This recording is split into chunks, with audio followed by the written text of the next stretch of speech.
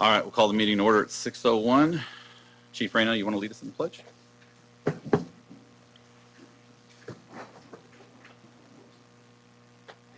Allegiance to the flag of the United States of America and to the republic for which it stands, one nation, under God, indivisible, with liberty and justice for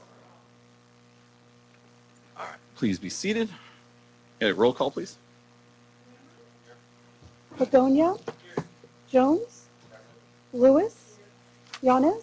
Here, we have a quorum. Item 4, consideration of the approval of the agenda, and I have a staff recommendation to remove item 10. Do I have a motion to approve the agenda minus item 10? Councilmember Jones? Yes, Mayor, I'll make that motion. That's with the removal of item 10. All right, Councilmember Begonia? Second. All those in favor? Aye. Motion passes. Thank you. I'll move on to item 5, presentations.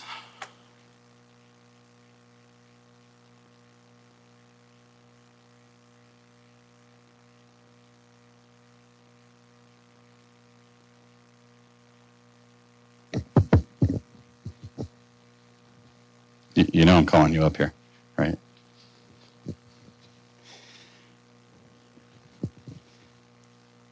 All right, this certificate of recognition is presented to Randy Williamson, Water Quality Specialist, Public Works, in recognition of your outstanding performance and dedicated service to the City of Los Banos for being named Employee of the Month for September 2024. Congratulations. Thank you.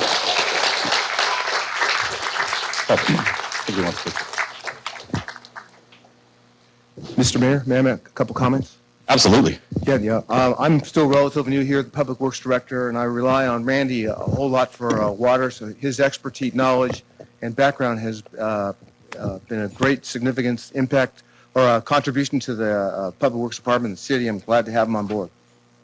Thank you.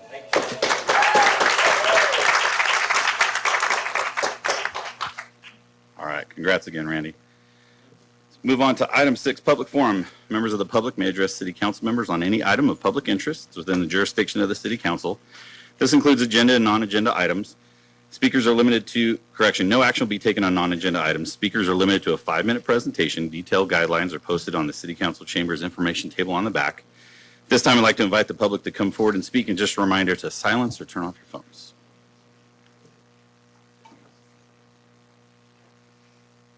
Honorable Mayor and City Council members, the following letter has been submitted for public view to tonight's agenda packet. I am Kelsey DeGuerre, and I serve as an accounting clerk in the finance department of the city.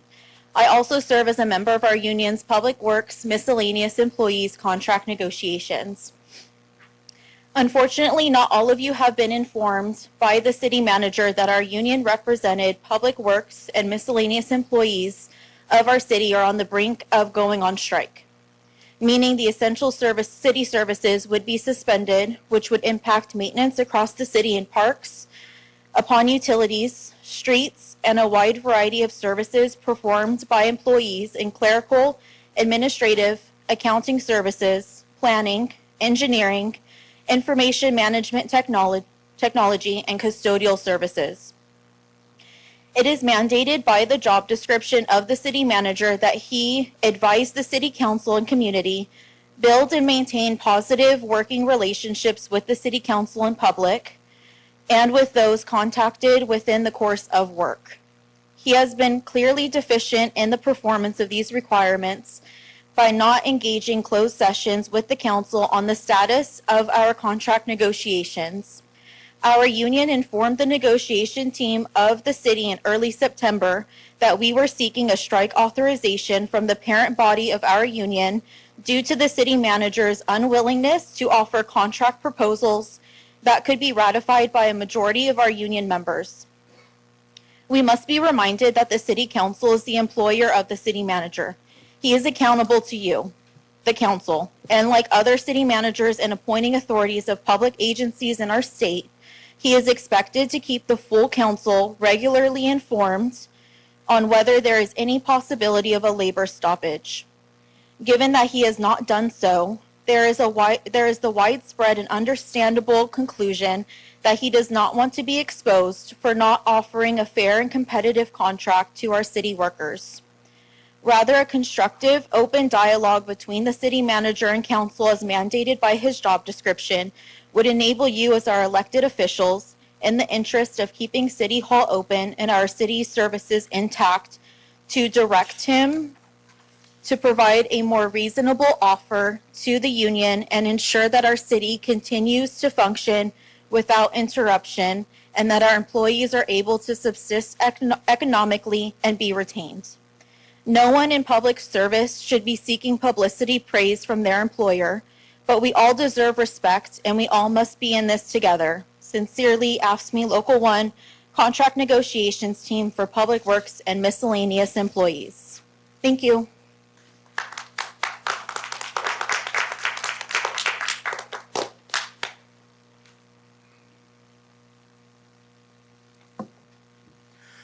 Good evening, Marianas and Council. Kristan Santos here again, representing the office of Congressman John Duarte.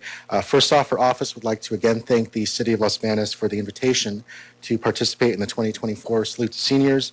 Our office was honored to be able to recognize the tireless effort and diligent work that senior citizen volunteers in the City of Los Banos and other Merced County towns put into serving their communities and making them a better place to live. And in Washington, Congressman Duarte recently voted for a bipartisan continuing resolution ahead of the October 1st deadline to keep the federal government open and avoid disruption to federal services that our constituents rely on. And I think I can speak for everyone in this chamber when I say that our hearts go out to our fellow Americans in the Southeast that have been devastated by Hurricane Helene.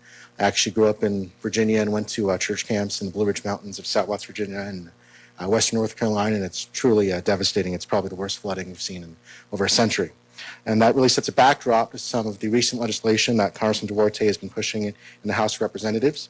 The Congressman recently joined Congressman David Valadao and Congressman Jimmy Panetta to co-introduce the Bipartisan Agriculture Disaster Relief Supplemental Appropriations Act.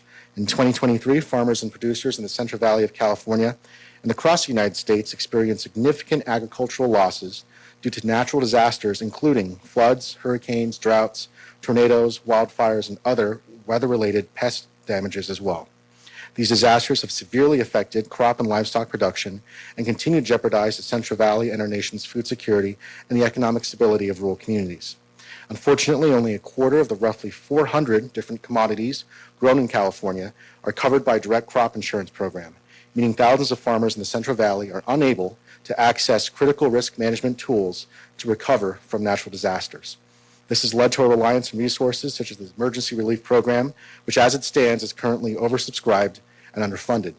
The Agriculture Disaster Relief Supplemental Appropriations Act would appropriate $14 billion to the Office of the Secretary of Agriculture for necessary expenses related to 2023 disasters. It includes a $1.5 billion carve-out for livestock losses and provides expanded assistance to livestock producers, including the relocation of livestock, feed crop losses, and shelter-in-place procedures. It covers quality loss from smoke-tainted wine grapes in the wine industry due to wildfire, and it includes additional provisions modeled after the 2021 Emergency Relief Program and the 2022 Supplemental Appropriations Act, covering the definition of drought, direct payments to producers, payment limitations, and crop insurance requirements. This bipartisan legislation is supported by the American Farm Bureau, the California Farm Bureau, the Western Growers Association, the National Milk Producers Federation, the Milk Producers Council, California Dairies, Napa Valley Vintners, the California Tomato Growers Association, Almond Alliance, and the Grower Shipper Association of Central California. Thank you for your time.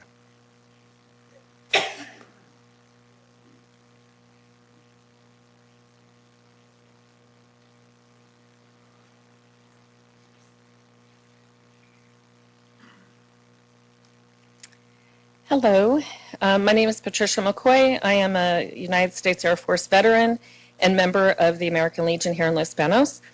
I'm also the parade chairperson for the Los Banos Veterans Parade. The Veterans Parade is Saturday, November 2nd. The parade starts at 11 a.m. and this year's theme is Salute to the Coast Guard. We are still accepting entry forms and there's no fee to enter. You can complete an online form at losbanosveterans.org. Also, we are looking for volunteers to help the day of the parade, and on that same website, we have a volunteer form that you can fill out. Lastly, many people wonder why we do a parade a week before Veterans Day. There's two reasons for that. The first is that there are veterans parades in nearby larger communities, and we can't compete against them for participants and spectators.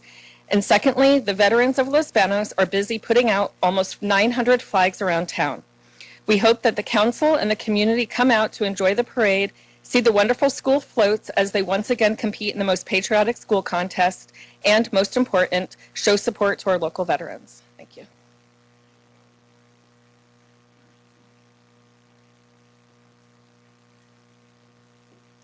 Hello, Mayor and Council.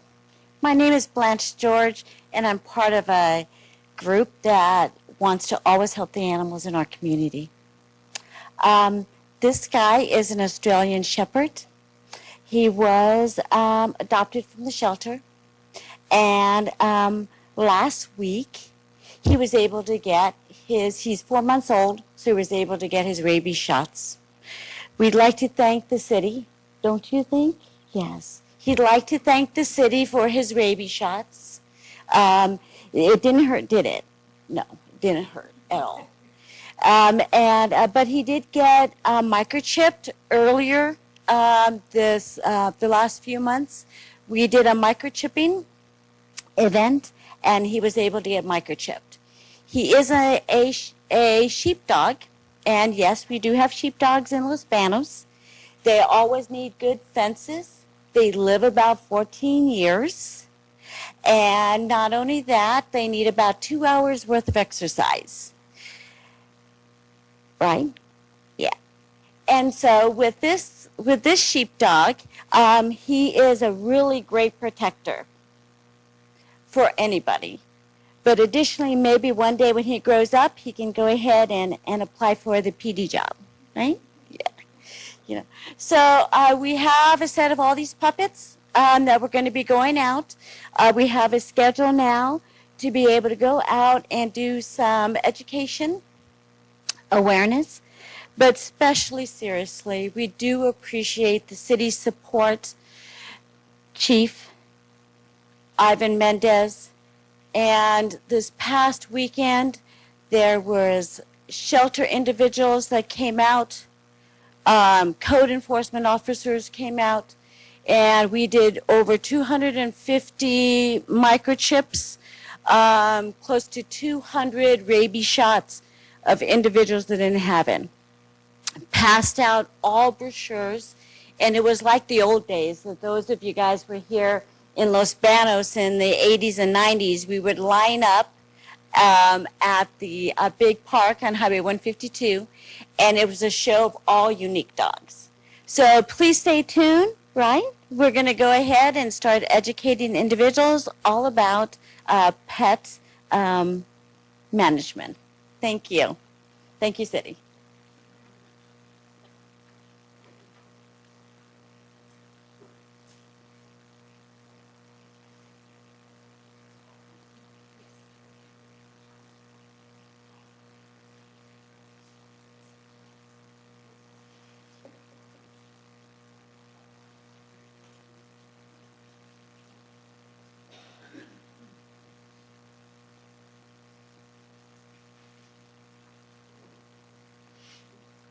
Good evening, Mr. Mayor and council members.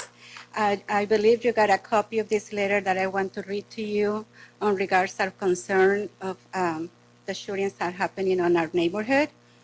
So I'm going to go ahead and read the letter, and my neighbor here, she's going to also speak after. So we are here again to express our concerns about our safety living next to the park on San Luis and Ward Road. I hope, I just heard that you didn't have the opportunity to hear the video or to see the video that I thought I shared with Council Member Begonia, but I will send it to him, and hopefully he will share it to all of you so you can see, have a visual of what we're going through or why we're fearful of living in this neighborhood. So I hope that, so the video will understand our concerns of why we are requesting a fence on our, a concrete fence. I appreciate the phone calls that I have received from Joachim and City Manager Josh. We appreciate your attention on our matter. However, the suggestion of calling the police every time something happens at a park, as It's not a proactive or substantiable solution. We know this is not a solution because we are already calling the police and there is still gun violence in our area. We should continue, why should we should continue the same course of action if it's not currently working? We are still in fear of future shootings with bullets going through our fences and of people jumping our fences to escape the area. We understand that all of you as council members are here for our safety. So we kindly ask you to please revisit our request of the concrete fence between our properties and the park to keep us safe. As times are changing and gun violence becomes more prevalent, new creative solutions are required to keep us safe. We thank you for your attention for reading this letter. And you want to say something? Like I said, I've lived here all my life, and I don't want to have to sell my home. I love where I live. But if it comes to that, I will sell. We don't feel safe, like I said before. What's it going to take for one of us to get shot before you guys do something?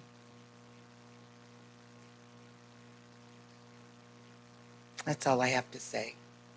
Yeah, and it's just unfair. You know, I'm fairly new. I've been here in Los Banos for about 8 years. And I was really excited about buying my own home here in Los Banos.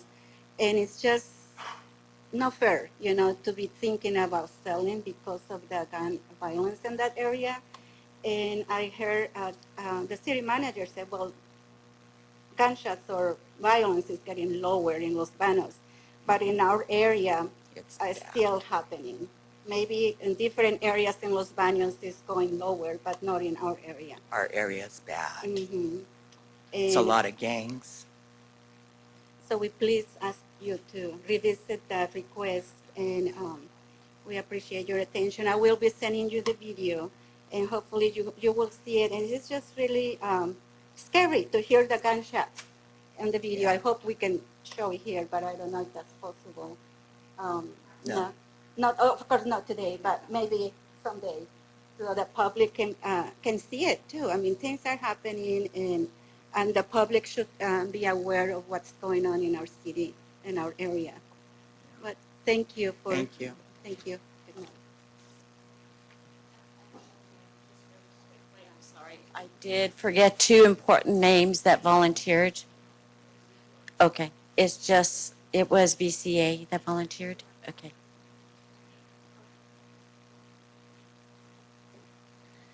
Hello. My name is Shauna. I'm the property manager for the Pacheco Village Apartments. I'm here regarding the building of a homeless community on Ward Road and Gilbert Gonzalez Jr. Drive. So at my property, we had a homeless assistance program which allowed persons experiencing homelessness to live on our property. We've also, I've also worked at other properties that were near communities like this, the one that's being proposed. There will also have been large encampments to the south and the west of the property. Because of the experiences I have with these type of communities, I have several concerns. One of the concerns is the increased foot traffic and vandalism. Back when the encampment was surrounding us, we constantly had people dumpster diving, stealing our water, stealing our electricity, breaking into our storage rooms, and vandalizing our cars. My residents would call the police and would be turned away, saying that the manager could call. This is not fair because our residents should feel that they are able to be safe in their homes and know that the police will come when it's called. The second one is lack of vandalism prevention. We have been told by the organizations that are working to build the community, I'm sorry, a little nervous. We've been told by the organizations that are working to build the community that there will be certain amount of background checks. However, we were also told by code enforcement and police departments that when they commit petty crimes like dumpster diving, stealing water, and stealing electricity, that they were simply asked to move on. So that this means that they'll be dealing with a lot of petty crime that'll be happening on the property. Another matter is the increased drug activity. We see increased drug activity and gang problems when the encampments are around the property. We called the police and are simply asked for the cost of damages and asked for video footage. This is not good enough. We need to know what is going to be done to prevent these crimes from happening altogether and not just pushing it aside when it happens. We have been increasing security and working hard to make our communities look nice. However, every time we do so, more vandalism happens by persons in this community, thus taking us back to square one. Another issue is the increase in small encampments surrounding the community. A few years ago, code enforcement built a wall surrounding the encampment that was in the same lot that was being proposed for the community. We were told that they would not allow anyone to set tents outside of that wall, but just a few weeks after being built, more and more tents started popping up. So we want to know what's going to happen to prevent that from happening again. So we keep seeing the same issues happen over again with the homeless community, yet there does not seem to be anything being done about it. And so we worry that if this community is built in the location proposed, then the surrounding properties would suffer. My name is Demas Martinez. I'm Shauna's husband. I'm also, by trade, an experienced property manager. I work for Mariposa County, Merced County, and was a traveling manager for low-income properties. And we see homeless encampments popping up around low-income housing areas. I understand the economics behind that. But one of the things that is kind of difficult for me is when I tell my residents to, if they see suspicious activity, to call the police. And we call the police, and it's a nightmare to get the cops out. They give us the runaround, dispatch will sit there, and it's like we have to wait for something bad to happen in order to get the police to come out, just to like investigate. We had an issue on the property where someone was prowling. I know they were up to no good. I've observed it, but just to get the police to come out and make their presence known, they won't do it. I had to basically call my wife and say, hey, get a cop over here to come patrol the area. They won't do it unless the property manager calls. And this is going to be a big time problem with the increase of homelessness in our area. Every single time we see suspicious activity, to get the cops out, we have to contact management and jump through all these hoops. So my hope would be that this process would be expedited around this area. We don't have to wait. Cops will come when residents call. Thank you. Hi, I'm sorry I cried last time, but my mom died. I was a pretty emotional wreck. My name's Jacqueline Lawrence. I'm at 232 West J, Apartment 3. I want to say one thing, and I know the mayor's not going to like what I'm saying, but this is what the youth wants. They want me to be mayor. Please don't vote for me. I have cancer. Please don't. Okay, number two is I work with the homeless for 31 years now. And I was homeless for a month and a half behind Taco Bell. Okay, the biggest problem that we're having is the women do not want to be with the men in the encampment. They feel that they're going to be raped. They're going to be bullied. It's very bad. So I want you to quit harassing the women away from the encampment because they will not go. Number two, one gentleman made a shower for the women. We've got disabled women and walkers there. I am trying my best to get a new hospital and respite care on Delta Road. I'm doing all the grants that I'm trying to do, and plus do the Rocket Club grant, and Elaine Corey to put solar, and to get rid of the riffraff. She's thinking about putting studio apartments upstairs and getting rid of the 18 apartments up there. And getting rid, but you guys have to do your part in putting the homeless program together where you're going to do it. And I would like a detailed paper, just like you did for the housing. I want to see what it looks like. Because there should be satellites for VA. There should be satellites for Salvation Army, Pastor Steve, and all the programs that are in Merced that I can give you the list of. I've been working on this for 20 years, not 31. I lived in Merced for a year and 3 months, and 25 years ago I lived there because I was divorced with my brother. And in the, So what I'm doing is container homes in Santanella of those that want to start fires. I am doing the housing with tiny houses in on Delta Road for the disabled, where they can have a caregiver. And noted that Mike Taylor will be going to Sacramento, the one in the dialysis, and he will be getting the mental help that he needs, and he will be getting all the help he needs. And I made sure that through the hospital. I did my part, now I need you to do your part, getting this housing done. The ones that aren't disabled. I'm going to do my part for the respite care, me and Jim Moraes, who's the president of the, and I have a new CEO, Drake is a Citibank manager of Citibank in Merced. He's my new CEO. You will be meeting him soon. So I want to be on the dock for 20 minutes with my board members, with some homeless, not 200 of them, just a few that I know that can speak in front of you with respect and no cussing. And that's what I want. And I want Mom's program, the Warming and Cooling Center, to be in town. I want it to be at the fairgrounds, the warming center. It's got showers. I want the cooling center back in town at Miller and Lux, not the way the heck out there at a church. That's a bunch of hogwash.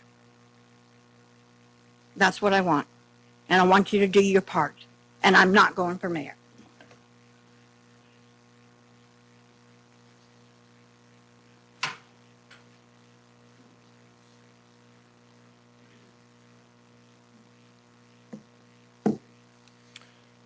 As I look through the agenda packet for the homeless grant, couldn't help but feel like history is repeating itself. 3 months ago, the Merced County Grand Jury released their annual report. In that report, they discussed how Los Banos handles money that's supposed to be for community benefit. And Los Banos was singled out for their poor performance compared to other cities in Merced County. In the report, there are 7 findings, which I'll summarize due to time. Finding 1 reads, local guidelines for the awarding of small business grants by the City of Los Banos were not clearly defined or adequately publicized, despite numerous requests from the public. That's a lot different than big hearts that want to help everybody, Mr. Mayor. It also contrasts with the City of Gustine, who was mentioned as having clear guidelines and a contact person listed on their application to establish a one-stop shop. Finding 4 states, public opportunity for local input on the use of ARPA funding was inadequate. And it looks like no lesson was learned, because here we are almost 6 months after the city was awarded a grant for homelessness, still waiting on the special meeting promised for public input.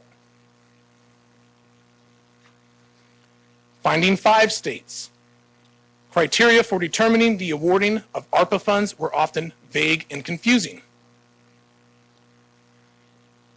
As of today, over 19 months since the first grant was awarded to Councilman Lambert, no explanation has been given about the criteria for awarding grants. The only reason my application was corrected is because millions of people have now seen the corruption occurring. And there's an election coming up. I provided no new information. Everything I provided in the 2 in-person meetings I attended, the city had been in possession of for 13 months. Until you correct everybody's application, such as the compound, which you have no explanation for why they didn't receive as much money as Councilman Lambert, everything I've stated in previous meetings remains true. The report goes on to provide 5 recommendations that cities should incorporate due to their findings, and requires a written response by each city council within 60 days which would have been the end of August. You can go to the City of Gustine website and easily find the agenda packet for the August 20, 2024 meeting and see they had a full discussion regarding the grand jury report and what their official response is. But I tried looking at the City of Los Banos website and I couldn't find anything about it. Again, the small city of Gustine, who has much less resources, is getting it right, and Los Banos is not. Gustine and every other city in Merced County is being transparent, while Los Banos is not. As stated in the grand jury report, whereas some cities were expedient with their requested information, others required multiple contacts to get the information requested. This type of behavior raises questions about what it is you're trying so hard to hide. And it validates the complaints of other people that they have made about the city not complying with public records requests. The city managers of each city are also required to respond within 90 days, which was the beginning of this week. If anybody prior to this week spoke as if the ARPA situation is resolved, they are mistaken. We are only at the beginning stage of accountability for how the Small Business Assistance Program was conducted. That is the speed of government, which this council likes to refer to. And the public should take that into consideration before voting this election. Your only response to what I've said tonight will be personal attacks and insults, because you can't refute anything with facts or documentation.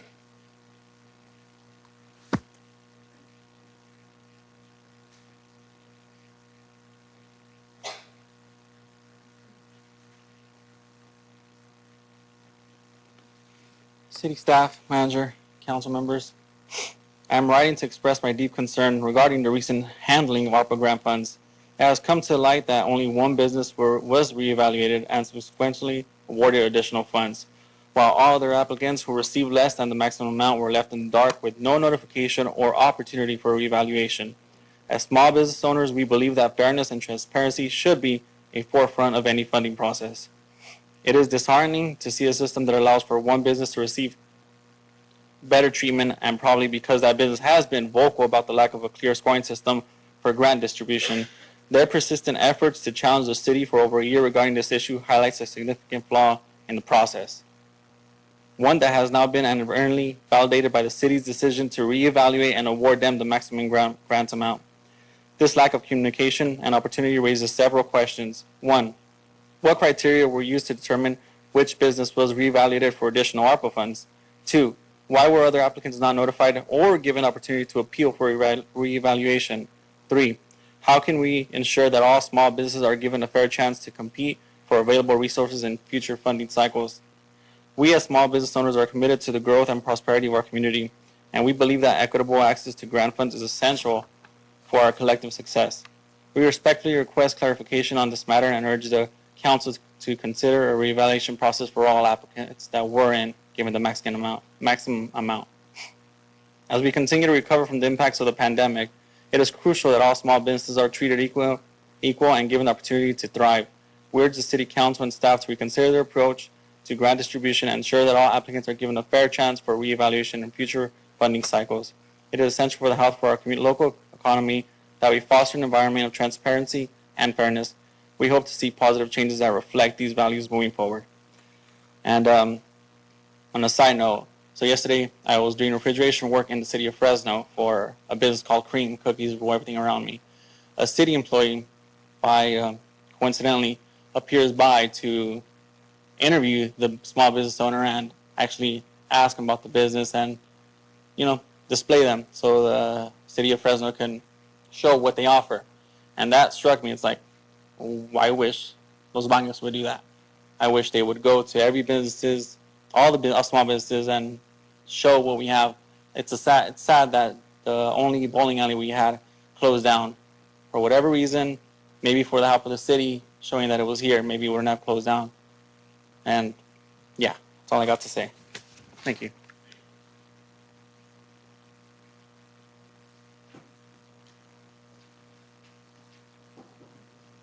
Hi, my name is Kathy Ballard. I wasn't going to talk tonight, but after listening to everything that's been going on at the podium, I'm concerned. We have a city that I have two people running on transparency and accountability. Doesn't sound like the public's getting any of that. I have two council members that are up for recall. I don't understand where my city is going. I have a city manager that is, obviously, I didn't know that they were going to talk about going on strike. My husband mentioned it on Facebook, and I said, well, that can't be true. Then why wouldn't they post something or tell something? I'm not liking, I mean, we pay $1.8 million to you. You're the highest paid city manager out there, and he's not talking to any of you. He seems like you're picking willy-nilly who he will help or talk to. I'm really concerned about our city. I really am. And, well, because I didn't write any notes, I'm just listening to everything that's been coming up here with the homeless, with the gun stuff, with our police department, with employees going to go on strike because someone can't negotiate a contract. This is something that has to change. I also left a message for Vanessa, and I still haven't gotten a call back. You say when there's an agenda that's out, just to make a call. It's really hard when you don't get a call back. Thank you.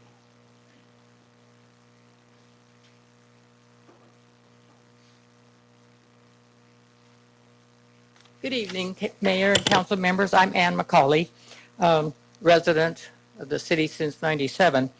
I'm going to talk about something different. I was looking at this downtown master plan, and what I'm seeing, the proposed pictures, they look great.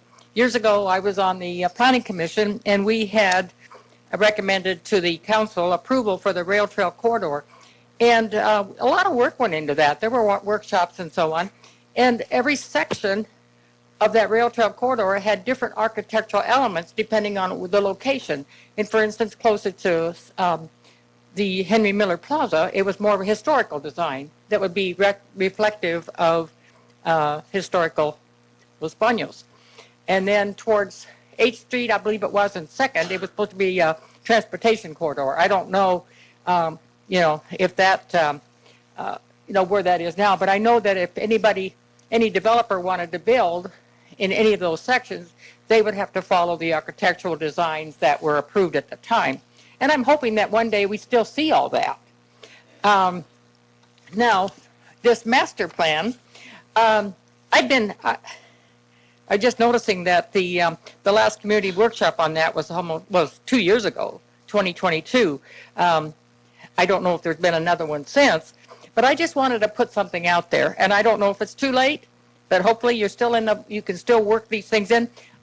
There's not enough space on any of these streets, to really have 2-lane traffic as well as have dining outside and all the rest. There just isn't enough space, and then also a place for people to walk and still stay on the sidewalk. My thought has been that maybe 6th Street should become a 1-lane street coming into from Pacheco, and then making either the streets on either side, they could still stay 2-lane, or perhaps one of those should be a 1-way street going the other way. I don't know about that. But I'm thinking that for 6th Street, if we ever wanted to make a focal point on that street, I think it would be nice to be able to have 1 lane, and you have a lot more options for parking as well as dining outside. And having lived in Mountain View for some years ago, they have a similar, I don't remember if it's 2-lane there or not, because it's been so many years since I've been there. But the idea is that you would have a lot more ambiance if you could allow space for the proper kind of outdoor dining and seating and so on. And then also if you want structures, fountains, and so on, you have a little more space for that. But that was my thought that I'd like to put in on that on the master plan for the 6th Street. Thank you. I'd like to say something about the master plan, about the city for Lynn Quarry.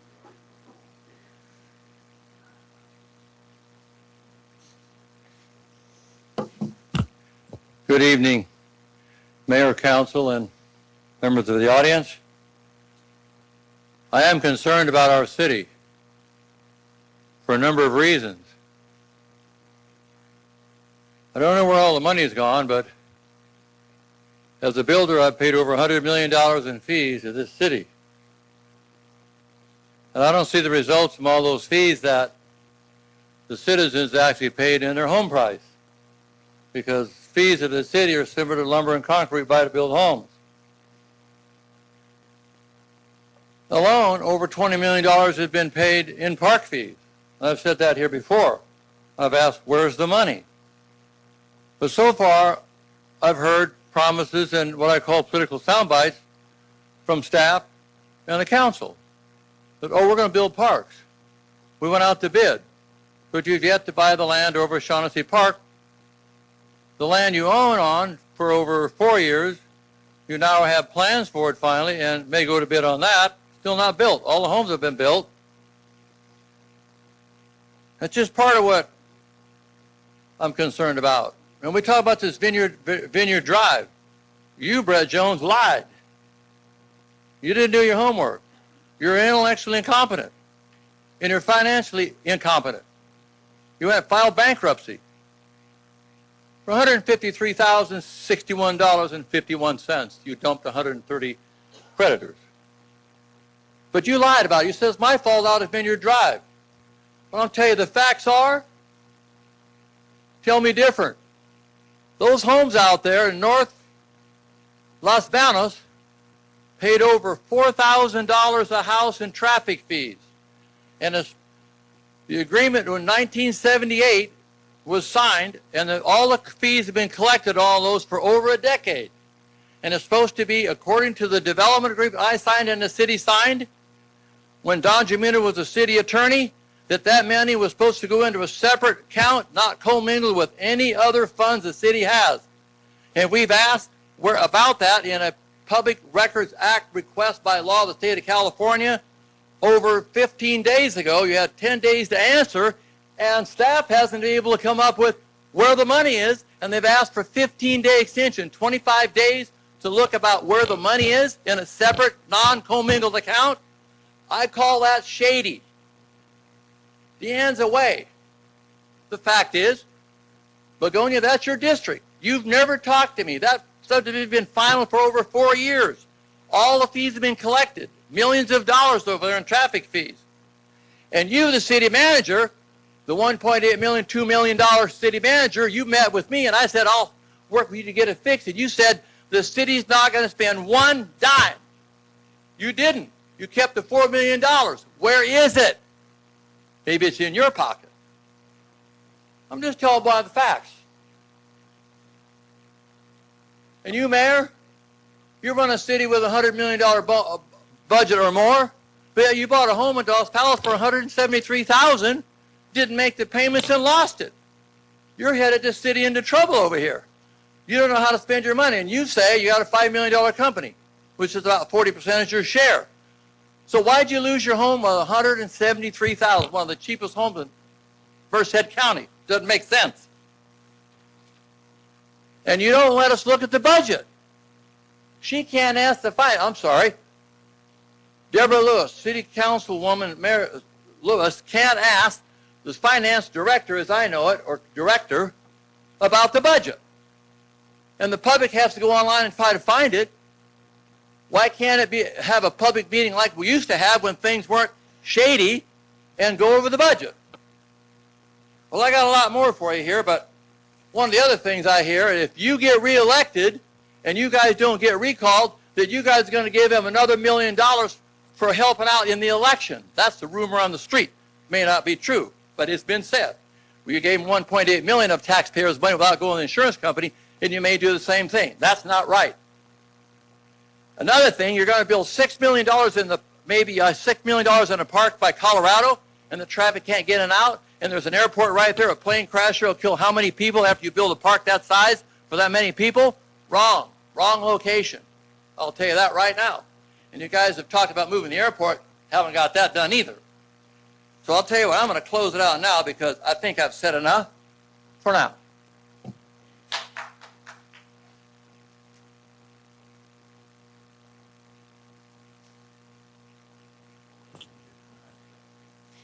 Good evening, Mayor, City Council. I want to talk about a couple of items on the agenda. Item E, the egg complex. I'm wondering, when there's already $2.2 million that you have towards the pickleball courts, why are you doing the work at that complex now without the pickleball courts? Why don't you do the work together so you can save on costs? I mean, it seems counterintuitive to work on the park now and then turn around and work on it again later for the pickleball courts, especially when the money's already slated. So I wonder about that. Items G and H, adding the villa development. 280 homes are being added there, and I understand it's been in development for a long time, and this is the final phase, but it's been, like I said, it's been in development for a long time. So since that point, traffic is like out of control. I'm going to assume that most of the people who buy the houses are going to commute. That commute is getting unbearable. It's 2 hours now in the morning. It's 2.5 hours coming home. You add 280 more homes. I mean, that's one part of it, never mind what the impacts are to the city. So I don't know if the traffic, if you've done a traffic study and if it takes that into account, but it is a factor, and it's something the city needs to realize that it's going to become unsustainable to go to work, to buy a house here and then commute is going to be not feasible. And then the street standards, is it being built to the current street standards, or is it being built to the old ones, which have those really narrow streets? Just wondered about that. Item 9, the tiny homes. Location, location, location.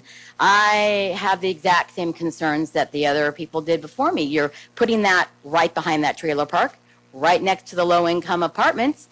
I don't think that is a very good spot for it. There were three locations that were talked about. I don't know when we had a workshop to talk about them, but somehow that is on the plan tonight, that's the location. I think that should have some further discussion because I absolutely do not agree that that is a right location for that development. The other thing, what happens when the funds run out for that? I mean, they've got management fees. You know, it's going to be managed, but at some point, those fees are going to run out. Is the city picking that up? Is it just going to end up going into, whoever manages it? And there's another problem unless you plan to, tear that down at some point, but I don't think so. Next one, I was really disappointed to hear that the city manager is not negotiating in good faith. I sincerely hope this council takes that seriously and addresses this contract issue with all parties involved. Thank you.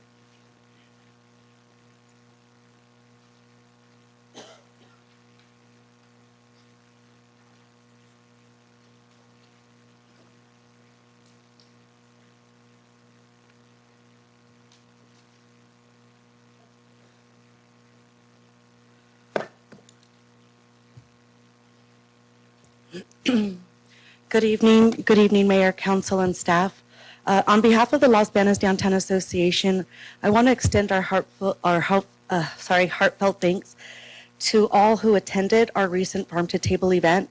Your support means so much to us, and we are grateful for the City of Los Banos and the Public Works, Parks and Recs, and the Los Banos Police Department and the Los Banos Fire Department for their continued support. And a special thank you goes out to our platinum sponsors, David Santos Farming, the Pentagon, Morning Star. Your generous contributions have made this event a remarkable success. We would also like to recognize our gold, silver, and bronze sponsors. Thank you for your continued support. But looking ahead, I'd like to remind everyone that our farmers market is October 10th, with the final market of the season on October 24th. We're excited to announce that we will have a live band, so please bring your lawn chairs and enjoy the festivities with us.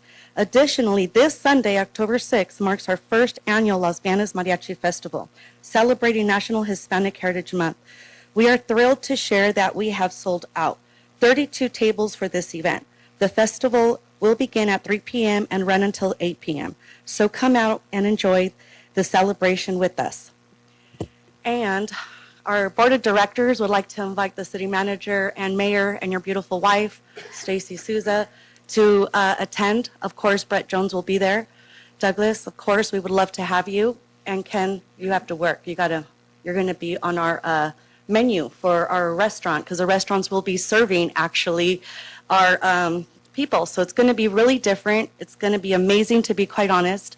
So I got so much to say. Overall, I just say, please come and join us, and thank you so much. And just a quick correction before the newspaper goes wild. I'm not married to Stacy. I just want to point that out before that gets twisted. So, yeah. No, to Brooke. Thank you. Thank you.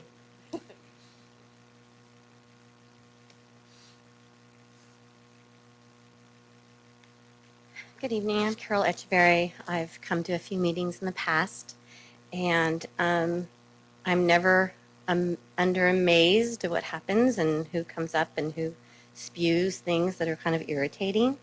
I think if you have an issue with the city, you come to the city, you talk respectfully to the city. If you want to be respected, then you better be respectful to the city. We elect you guys. It's offensive that we're having a recall by someone who doesn't live here, and we voted our people in, and when I have a question, I call them. I've talked to everyone. I haven't talked to Deborah. And they've always given me an answer, or we'll look into that. But I'm really offended by the personal attacks tonight. I think that's disgusting. Yes, there's been a lot of homes built and a lot of benefit to our city, but a lot of negative as well. So I just want you to realize that I see a lot of beautification in the city. Our streets are getting torn up for new pipes, which is a little annoying, but it needs to be done, and we live through it. We go through it. It's a mess. It's dirty, but it has to be done. So not everything is perfect in life. You go through life and you deal with the ups and the downs. But to sit here in a city of our size and just see so much disrespect, it's nauseating. So I just wanted to share that with everyone and continue doing the good work that you can. And I hope and pray the personal attacks stop, because it's not respectful. Thank you. Thank you.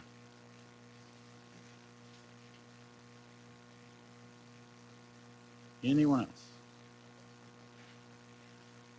No? All right. Seeing none, I'll close the public forum. Move on to item 7, consideration of the approval of the consent agenda.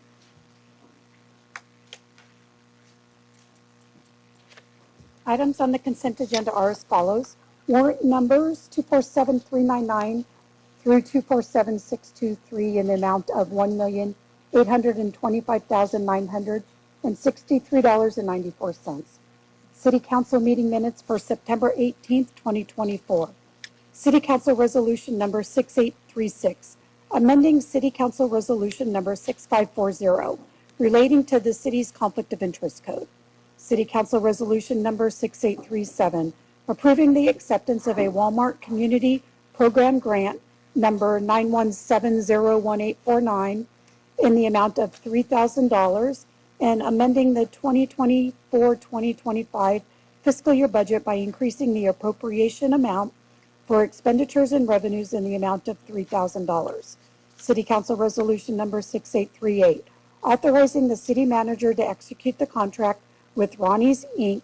for Ag Sports Complex Improvement in the amount of $1,669,918.10 and amend the fiscal year 2024-2025 budget by increasing the appropriation amount in the Park Development Fund account 250-454-220-717 in the amount of $240,418.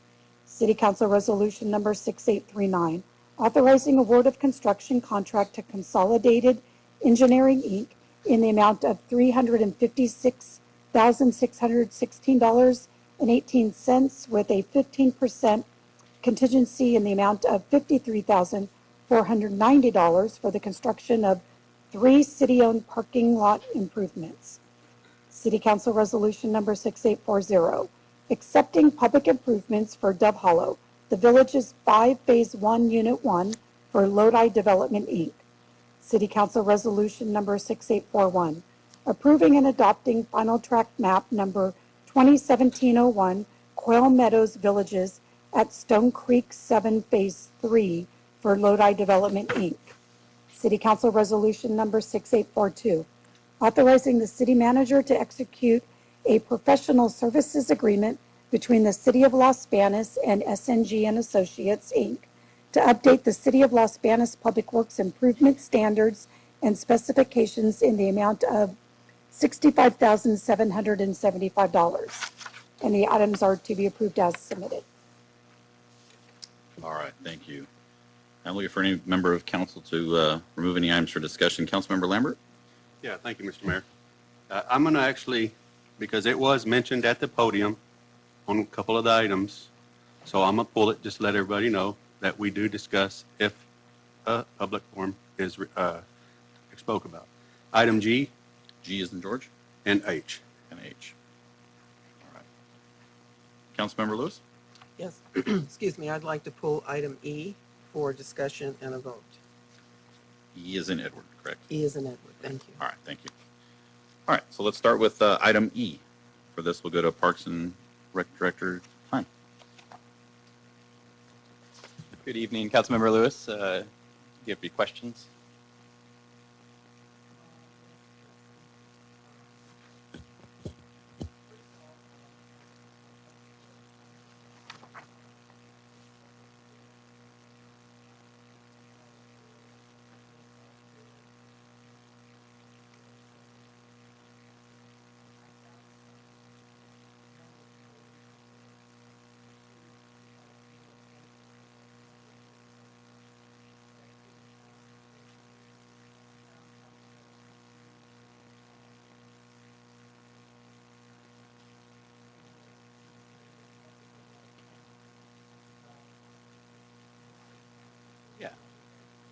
Absolutely. So it's line item 250-454-220-717. 717 is landscape improvements. There's two projects budgeted in fiscal year 24-25 for that. The remainder of the Pacheco Park irrigation project that was approved last year that we're waiting on an electrical panel for, and the other part of it was 1.7 million budgeted for this ag sports complex. It may also have been listed in the narratives as part of per capita improvements because that was the grant that really initiated this back in, I want to say 2021 is when we got that grant. Okay. And so, you know, adding up well, it's on page 41 for the contract amount of $1,669,000 and going forward, and then the contingency of 255, and then a contract management of 20,000. Who's going to be the contract manager? So construction management will ultimately be out of the Public Works office with our director, Bergson, but we'll also be utilizing the engineer for this project, which was Odell Engineering, for services like staking and any other construction related. They'll be attending our pre-con meeting, for example, as well as our weekly project meetings. So there'll just be some expenses related to that. Okay, so in this request, it's being requested for an additional $240,418.10. And in the body of the presentation, it indicates that there is a state grant that is, and I underline, anticipated to be approved. Have you gotten any confirmation at all from the state of California? Yes, we have been awarded it. I put anticipated because we haven't fulfilled the grant process yet because this is going to be a reimbursement grant. So we will pay that $177,952 in upfront, and then that will be reimbursed as part of quarterly progress reports with the state with this project. So we actually have received the grant? We have received it, yes. Okay.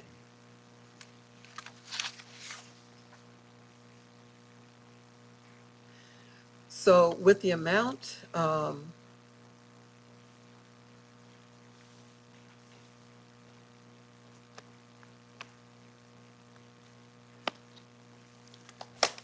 so I'm not sure why we need all of the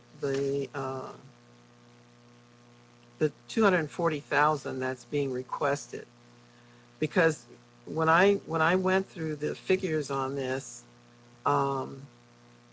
I took what the total amount was And I did subtract the anticipated grant, just in case we didn't get it. And then the 240,418 that was requested for the budget brought our total up to 2,284,084 and change. And I subtracted the contract amount of 1,940,418.10, and it left us needing $62,466.10. So, being that we got the grant, why do we still need so much money? Because the total project amount in the current fiscal year is $1.7 million. That was what was allocated by council as part of the 24-25 budget. Because the contract total, which came out to $1,669,918.10. That's the contract amount. We typically ask for a 15% contingency. That amount comes out to $250,500, and then we have the construction management and items such as compaction testing for $20,000. That's the total of the $1,940,418.10, which is about $240,000 over. That's where the request for the amendment is $240,418. The grant is already included in those expenses. It'll then serve as revenue when we collect that on reimbursement. So in terms of expenses, it's going to be all city funds. We will just collect that $177,952 in revenue. So is it going to go back into that'll go back into the park development fund? Yes, it'll be in the line item for revenue. With a 15% contingency, and I know that's generally standard of what the city asks for. On these landscaping projects, do we normally have to tap into that? Yes, I'd say that typically we have utilized the 15%. In this case, the condition of the fields out there, I really want to make sure that we have some additional funding in case. Because this park was developed in the late 80s, but it was not professionally designed. It was something that the community came together, which was an awesome thing for them to do. But there's not developed plans that we were working off of. So when we start digging, because we are going to be bringing soil in and redoing the irrigation of those outfields, I do have some concern about what may or may not be found or need to be changed, and that's something that is typical with construction projects. Okay, so the contractor, when they bid on this, is that something that they would do, is look at the condition of the field, the soil, to determine whether or not their bid is going to be correct? To the best of their abilities, but when you start digging, you don't, So there may be something. Yeah, sorry, go ahead. I'm sorry, there was no soil testing by the we did geotechnical reports on site, but in terms of, there could be something that has been capped and then needs to be rerouted, or any sort of number of issues. I have yet to run into a project that we haven't had to use at least some contingency funding for. Okay. Well, I guess I'm a bit concerned because we just finished the budget at the end of June, and once again, we're having to come back and ask for more money. And this seems to be a pattern in our city, is we set a budget for something, we don't meet the budget, and then we have to come back and ask for more money to be expended. And just at our last meeting, there was conversation about redoing Colorado Park, which was going to cost roughly somewhere around $17 million. And part of this ending balance of $7,191,300 that we have left in that account is being used, and so that's less money anticipated for the revamping of that park. So I just, I'm very concerned at all these budget overcosts and overruns every time we do a project or something needs to be purchased. There's coming back from staff to ask for more money, because it appears to me that we didn't look at the true cost in the beginning. So those are my comments and questions on that. I'm glad that we did get the grant, and that's going to be put back in the fund, but I'm still concerned about the cost overruns and why we can't be more accurate in the estimates when projects are brought before the council. Yeah, it can be difficult to project for construction costs, especially a bigger project like this, at least in relative to parks projects. To be clear, as far as the remainder on the Park Development Fund, this project, without the amendment of the $240,418, we had an estimated $7,191,352 is what we currently estimate as the ending fund balance. We're asking to use $240,418 of that. I still, we had talked about at last meeting of trying to provide at least $8 million out of the Park Development Fund for Colorado. I believe that between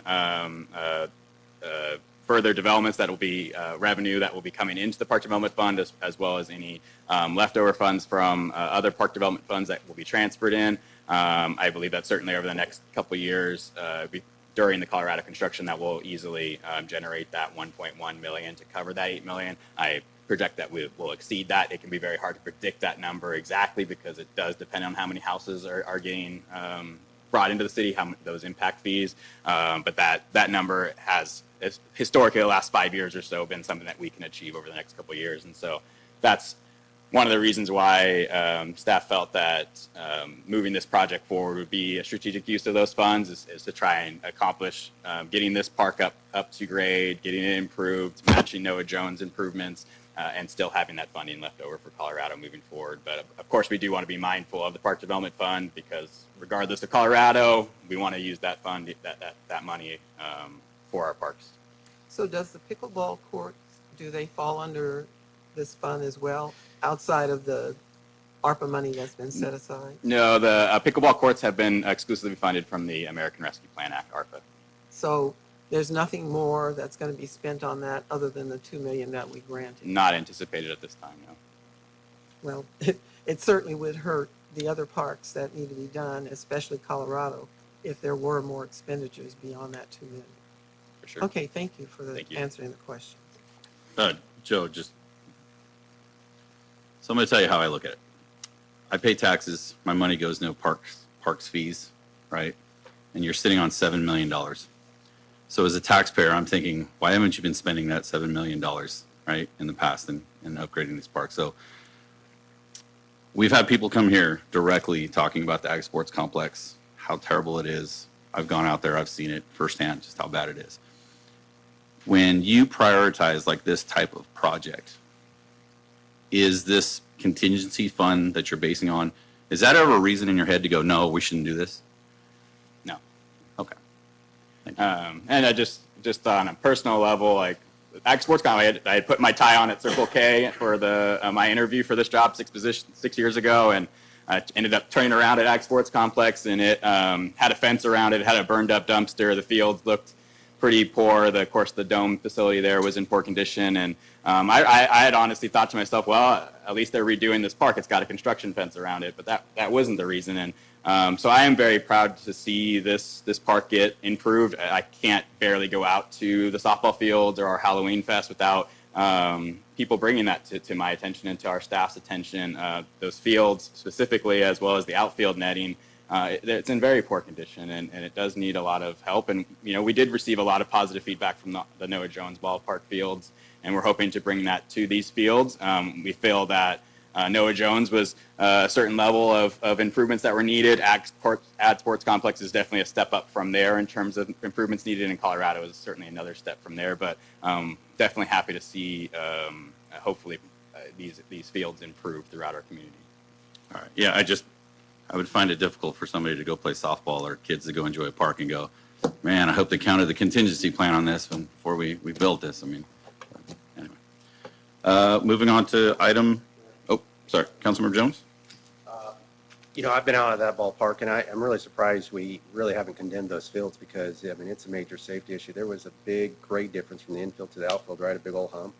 And it was just kind of shockingly surprising that people were still actually playing on it because I can see them rolling ankles or breaking ankles out there. I believe there was quite a few holes out there in the outfield. It was pretty nasty. So I'm sure there's not going to be one person on that league that plays, or those leagues out there that play, that's not going to be excited about this because this is long overdue. It probably should have been addressed probably 10 years ago at least. I mean, from the nets to the batting cages, I haven't worked in, what, 20 years roughly, and everything else. And so this is much needed. Now, as far as like the contingency, I get it. You know, when you have, you know, community coming together to build things, they don't really document where every water line is or every electrical line that they bury underground. And so you do open up Pandora's box the moment you start digging in there. And so, yeah, a hefty contingency is much needed, so you don't have to come back to council in the middle of construction and have a bureaucratic discussion on trying to find more money. So, good job. And we have seen an increase of use out at the Ag Sports Complex, specifically since the dog park's been built. And so, I mean, I really do see it as a park that has potential to be a hub for the community, as it was when it was first built and in good condition. I think those of us that had grown up here, I think they would say that about it when it was first built. And so, really excited to see improvements. Thank you. I just wanted to make just one other comment with it. Not only that we need these fields to get it, but we have a nice, brand new concession stand, restroom. I mean, and then so to have all this nice beautification out there that we have, we need to go ahead and support it with the nice ball fields. I appreciate it, Joe. And like I said, the money that we're spending it on it now could have probably been prevented if it had a maintenance plan 15, 20 years ago. Joe, real quick question, because we had it come up to the podium earlier. Doing the pickleball courts and this at the same time, would that have been feasible? And I don't want to misquote the question that came from the audience, but would that have been? Yeah, I understand, and I understand the purpose of the question. There's certainly something to have considered. The two projects have really had separate paths, and that's where that began with. Pickleball, as you may recall, began with discussions at Crest Hills Park, and then pivoted to the Ag Sports Complex, by which we had already begun these. In addition, I think we'll see how the bid process goes for the pickleball courts, but we certainly want to see a contractor that is experienced in building those pickleball courts, just because it is a specialized project for that. I know you may look at it as just concrete, but there is technical aspects to the project that are a little bit different than your landscape. For example, the contractor for this Ag Sports Complex, essentially landscape improvements, that contractor wouldn't meet the license requirements for pickleball. So, it certainly would be nice to have them as one project, but we definitely want to prioritize trying to get the projects complete as soon as possible, as well as just the considerations for the technical side of things. Okay, thank you. All right, moving on to item G. This will go to Public Works Director Bergson. Yes, sir, Mr. Lambert, members of council. Thank you. So the question was raised earlier, and I just want you to, if you can verify, the standard of the roads that would be placed in these two improvements on these public improvements in phase 1. Yes, sir. They're built to current city standards. The roads have standard widths that are guided by the general plan, and those have been consistently followed throughout the city, and this project too. Okay, I appreciate it. Thank you. And that was a question on both G and H. All right. Do we want to vote on these one?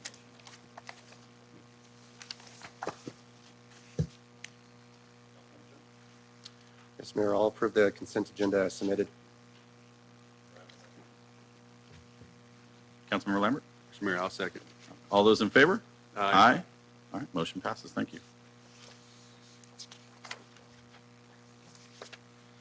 Move on to item 8, public hearing. If you challenge a proposed action as described here in court, you may be limited to raising only those issues you or someone else raised at the public hearing described herein, or in written correspondence delivered to the city at or prior to the public hearing. Moving to item 8A, public hearing to receive public comment and consideration of a categorical exemption from the California Environmental Quality Act pursuant to Section 15332 and Final Development Plan 2023-02 for Snow Goose Townhomes. The project consists of the development of 25 townhomes with a private gated residential development Project site's located at the northwest corner of Creekside Drive and Snow Goose Drive. And for this, we'll go to Community Economic Development Director Sue Jones. Thank you, Mr. Mayor and City Council.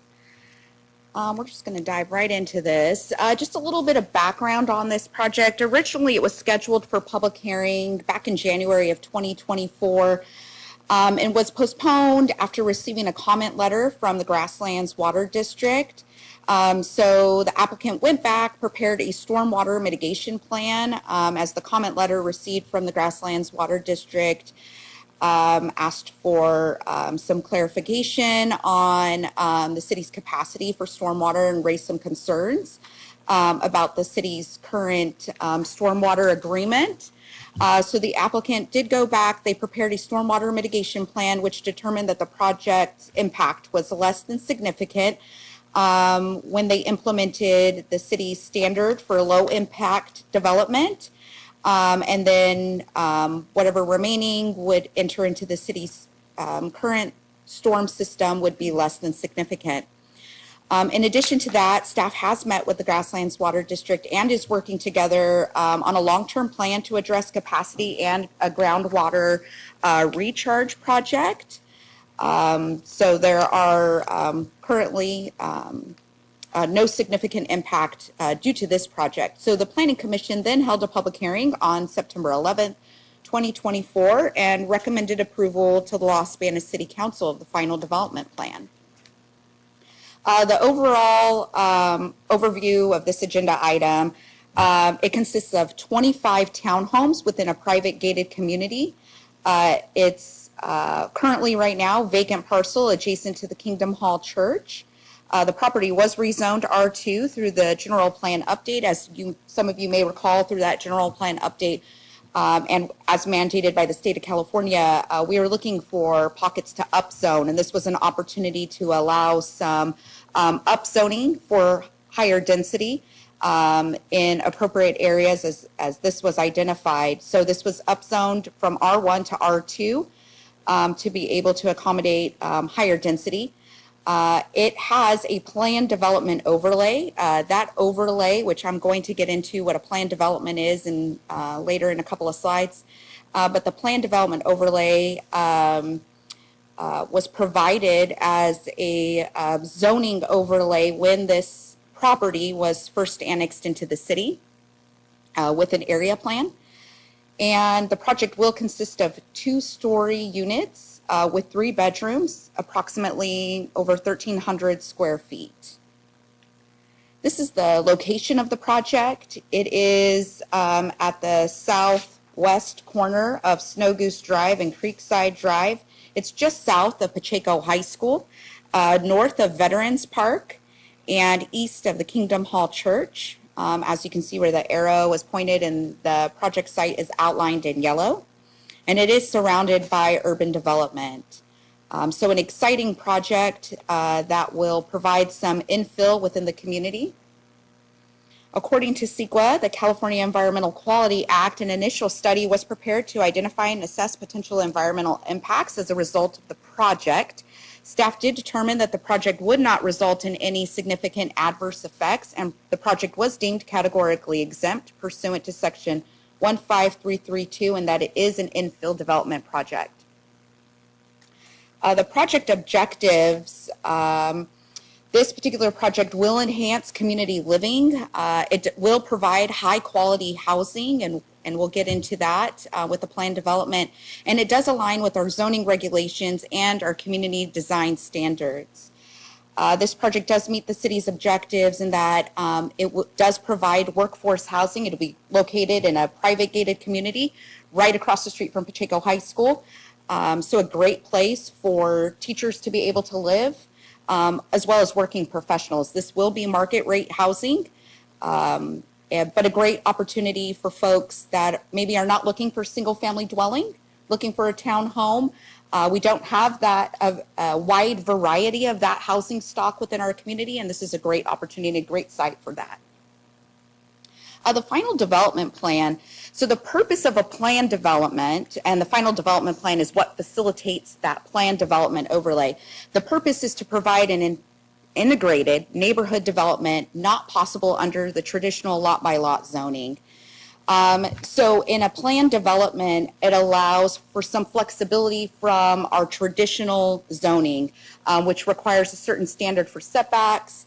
And in this instance, that's what the applicant is really requesting the flexibility in. It encourages innovative and creative development by allowing that flexibility in land use and design, and it allows the opportunity to provide amenities and conveniences while maintaining a suitable neighborhood environment, and permits development based on a high standard of performance and design by creating greater efficiency in land use by providing flexibility in the strict application of the zoning code.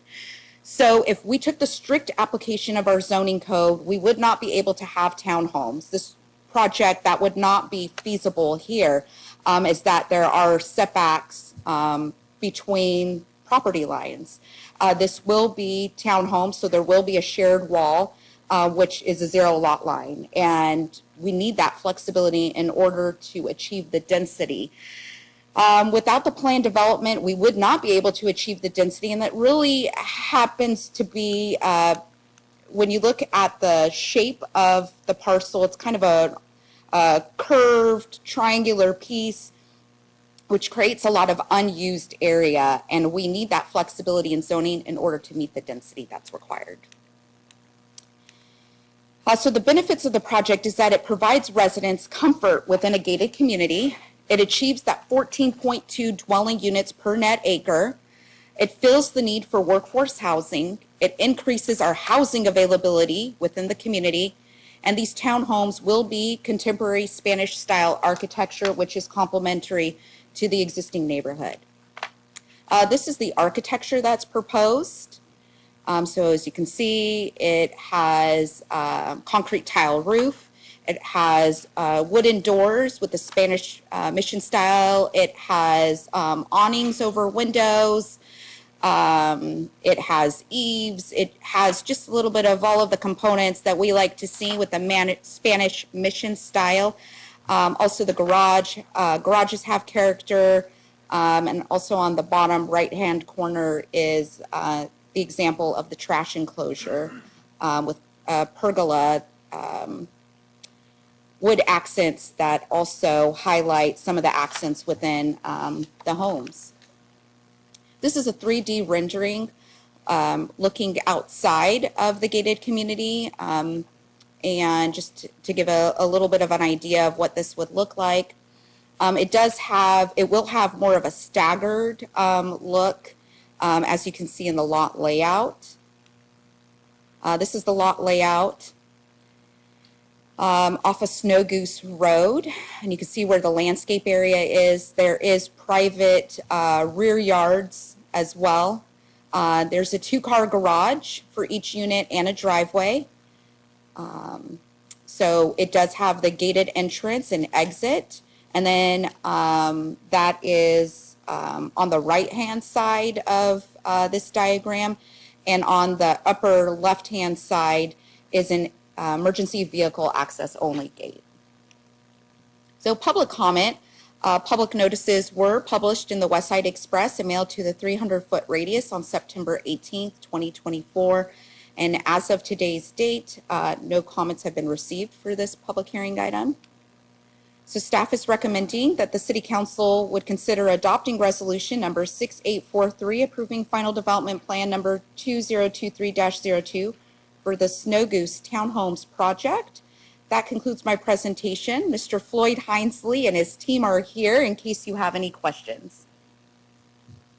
All right, we'll start with questions from council. Councilmember Lambert. Just a quick question. Is it going to be a wall or a fence? So we can go back to the rendering. So the gate is a wrought iron gate, and then it's a masonry wall around the perimeter. Am I correct? That's what the 3D, yes, he says yes. That's what the 3D rendering is showing, but it will be gated. It will be completely gated. And we can have the applicant speak a little further to that. That might have been an embellishment of the 3D rendering. All right, we'll come back to that. Yeah, yes, yes. It's wrought iron. Okay. Councilmember Lewis. Thank you. Okay, so my first question is, who is the developer? Mr. Floyd Hinesley. So it's an individual, not a corporation? No. Okay. He may have a development arm. I know Mr. Hinesley has done various development projects in the past. He developed the Kingdom Hall Church, which is adjacent to this property as well. And under circulation, it was determined that a traffic study wasn't needed. But there is a lot of traffic, you know, several times in the day, during the morning, school time. We've got the junior high and the new elementary school down the street. There's a lot of traffic jamming going on in that area. And also in the afternoon, when school is out and when there may be activities in that area at the school. Was any of that taken into consideration to warrant whether or not a traffic study needed to be done? Yes, and the city's guidelines, there's a threshold of 100 trips. Because this is 25 units at peak AM and PM, rule of thumb is 2 trips per unit. So peak AM and PM, that's 50 trips. So it did not warrant the 100 trip threshold to be able to warrant the traffic study. So the threshold is based on the project itself, not It is. total traffic in the community? It is based on the trips. Okay.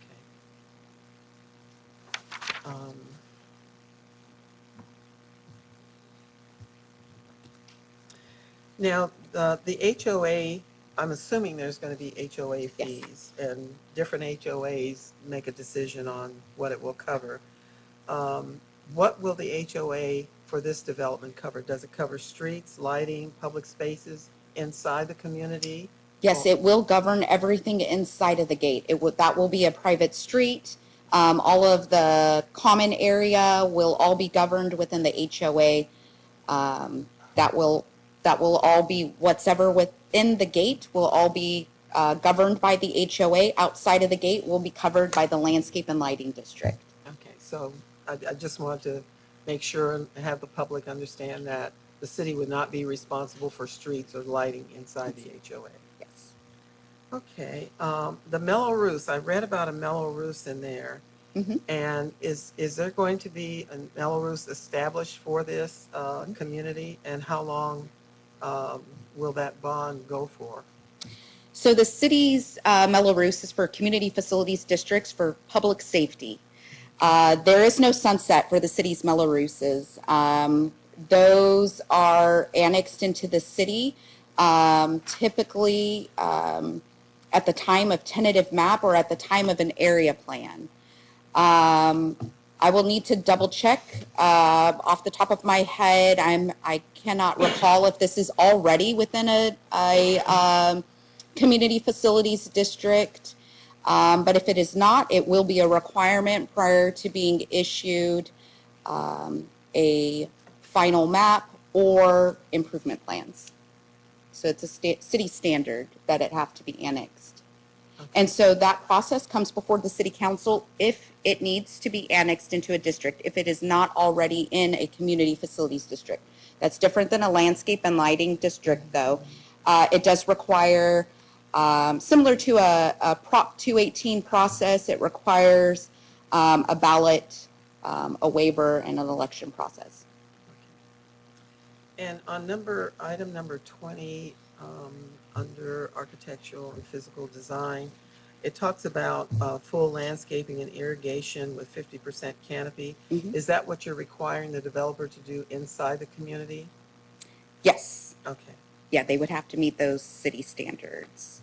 They can provide, as part of the 50% shade tree canopy, that is over parking areas, but they can meet that by the amount of landscaping that they're proposing on site. And I just wanted to make a comment on the design. You know, we've had this particular design component in our city for quite some time, leaning to a particular, type of architecture design.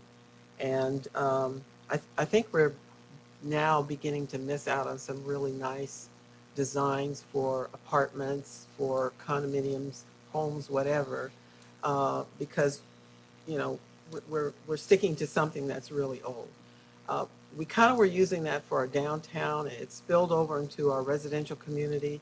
But I think it's time for us as a council to look at some new designs, standards for our residential community areas, our street and landscaping design, because this is pretty much dated as far as I'm concerned. And I think we can ask our developers to do better. I mean, if you go to the Bay Area or, you know, even deeper in the valley here or other places, you'll find nicer designs. And I think we've kind of we've locked ourselves in this design pattern, and it's time to move forward to something else. And that's it. Thank you. Councilmember Jones. I want to say thank you for the developer for bringing this forward. I mean, all we've had is just rows and rows of single-family homes. They all look the same, 4 walls and a roof, and some of them don't even have a front porch on them these days. So for you to bring a different product forward that would give our residents some options, that's, I mean, it's been much needed in this community. So I really hope you guys see this through fruition and build this out. And you know, I think your design, I mean, does work well with Los Banos, with what we have going on right now, and hopefully in the future you guys can build more, buy more land, and do it as, again, maybe even a condo project. So thank you guys. It looks really great. Thank you.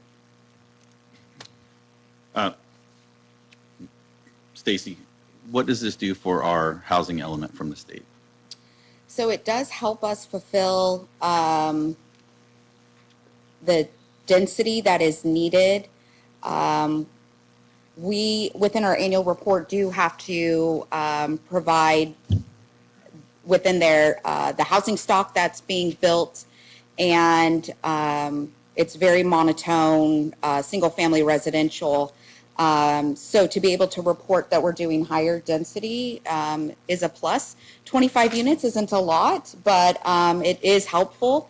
And hopefully with the lack of being able to provide workforce housing, this will be a housing option, a variety that the community will appreciate, will be able to enjoy. All right, thank you. Councilmember Lambert.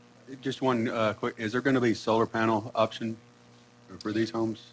So that's a requirement of the state of California within the Green Code. Does require solar now for all residential units, so that will be a requirement. All right, at this time, I'm going to open the public hearing. Invite members of the public to come forward with comments related to this project. George, I live downtown, not in this project area, but I do walk this project area 3 times a week. I love the design because it does match with the Kingdom Hall, and it matches with the parks that are throughout in the neighborhood. So it's almost similar like to downtown, where it matches in that one beautiful era. What I do also, I sat in the planning commission when this came forward, and what I do like is that there are areas for these 25 units to be able to have their pets. So then that way they have a little bit of quality of life for not only themselves in that area, but that their pets, it's not just a concrete jungle for the pets. Thank you. Thank you. Any other comments related to this project?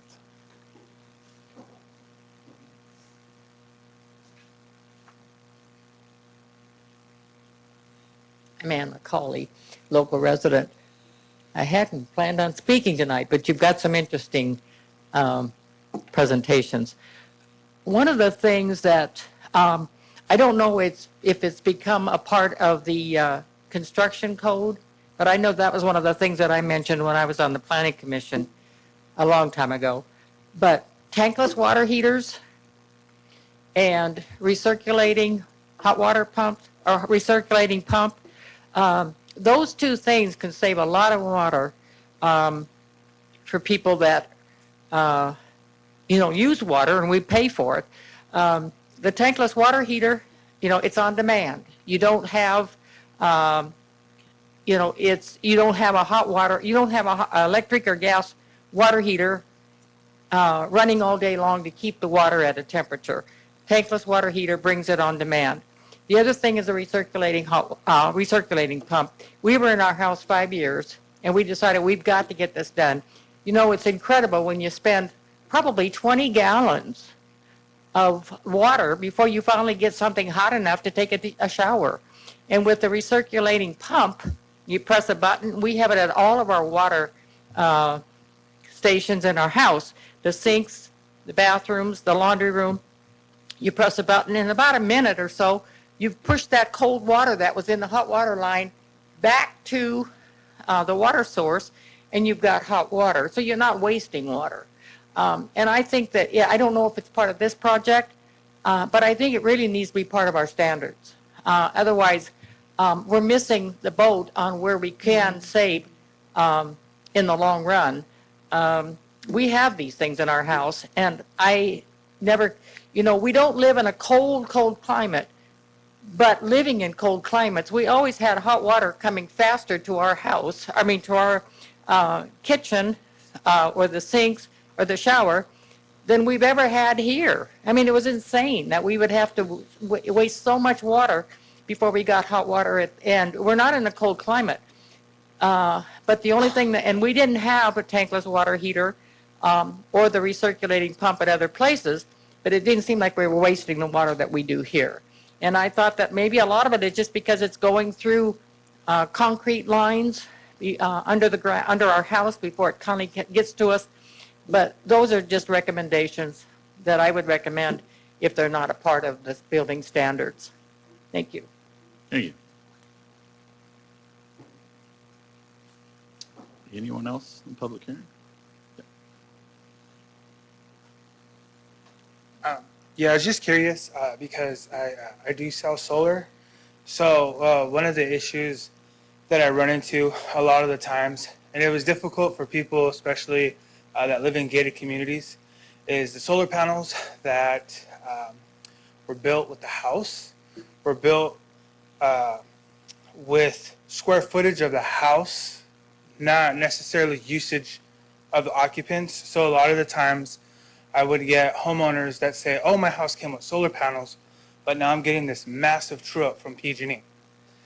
So trying to go into the community and speak to these individuals about adding additional solar panels to prevent them from helping them out with their true-up was a bit of a challenge. So with the solar panels that are being added to this project, will there be room for the homeowners to add additional solar panels or backup battery storage? Just because the people that I come in contact with their true-ups are exceeding their the cost of the solar. So, they're $1,400 for true-ups when their payment for solar panels is only like $300-400. So just curious because I'm very interested in going in there and seeing if, there's residents that I could help with that. But if the home and the roof doesn't provide support for additional solar panels, then, there's not really anything I'd be able to do to help those individuals if they had a true-up in the future. So just something to think about. Anyone else? No? You guys want to come up and speak? Sure.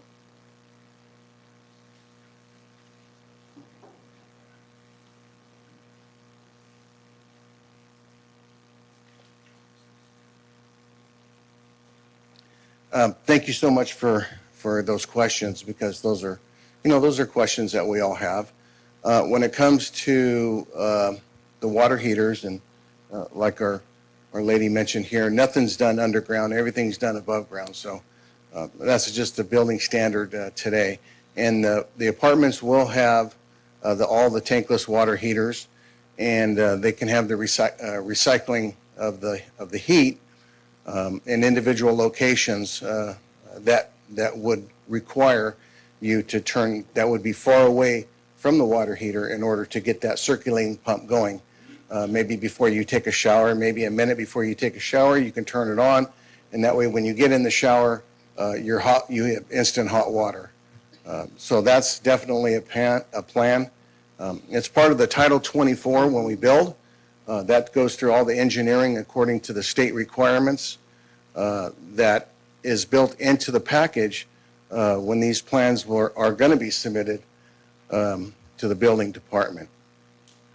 On the solar is designed per square footage of each unit, and is based on an annual usage according to the size of the unit, how many bedrooms are going to be there, and how many occupants you're going to have. And so it's a state design on the solar panels based on the kilowatt usage that you would use according for that family. So if it's a 3-bedroom, 2-bath resident or condominium or townhouse, there would be a kilowatt system that would be required in order to provide, power for that unit. Now, she mentioned a question about the true-up. Individuals that are putting solar panels in do get a true-up at the end of the year, but they're probably using more than what they should be using. I know we have hot summers.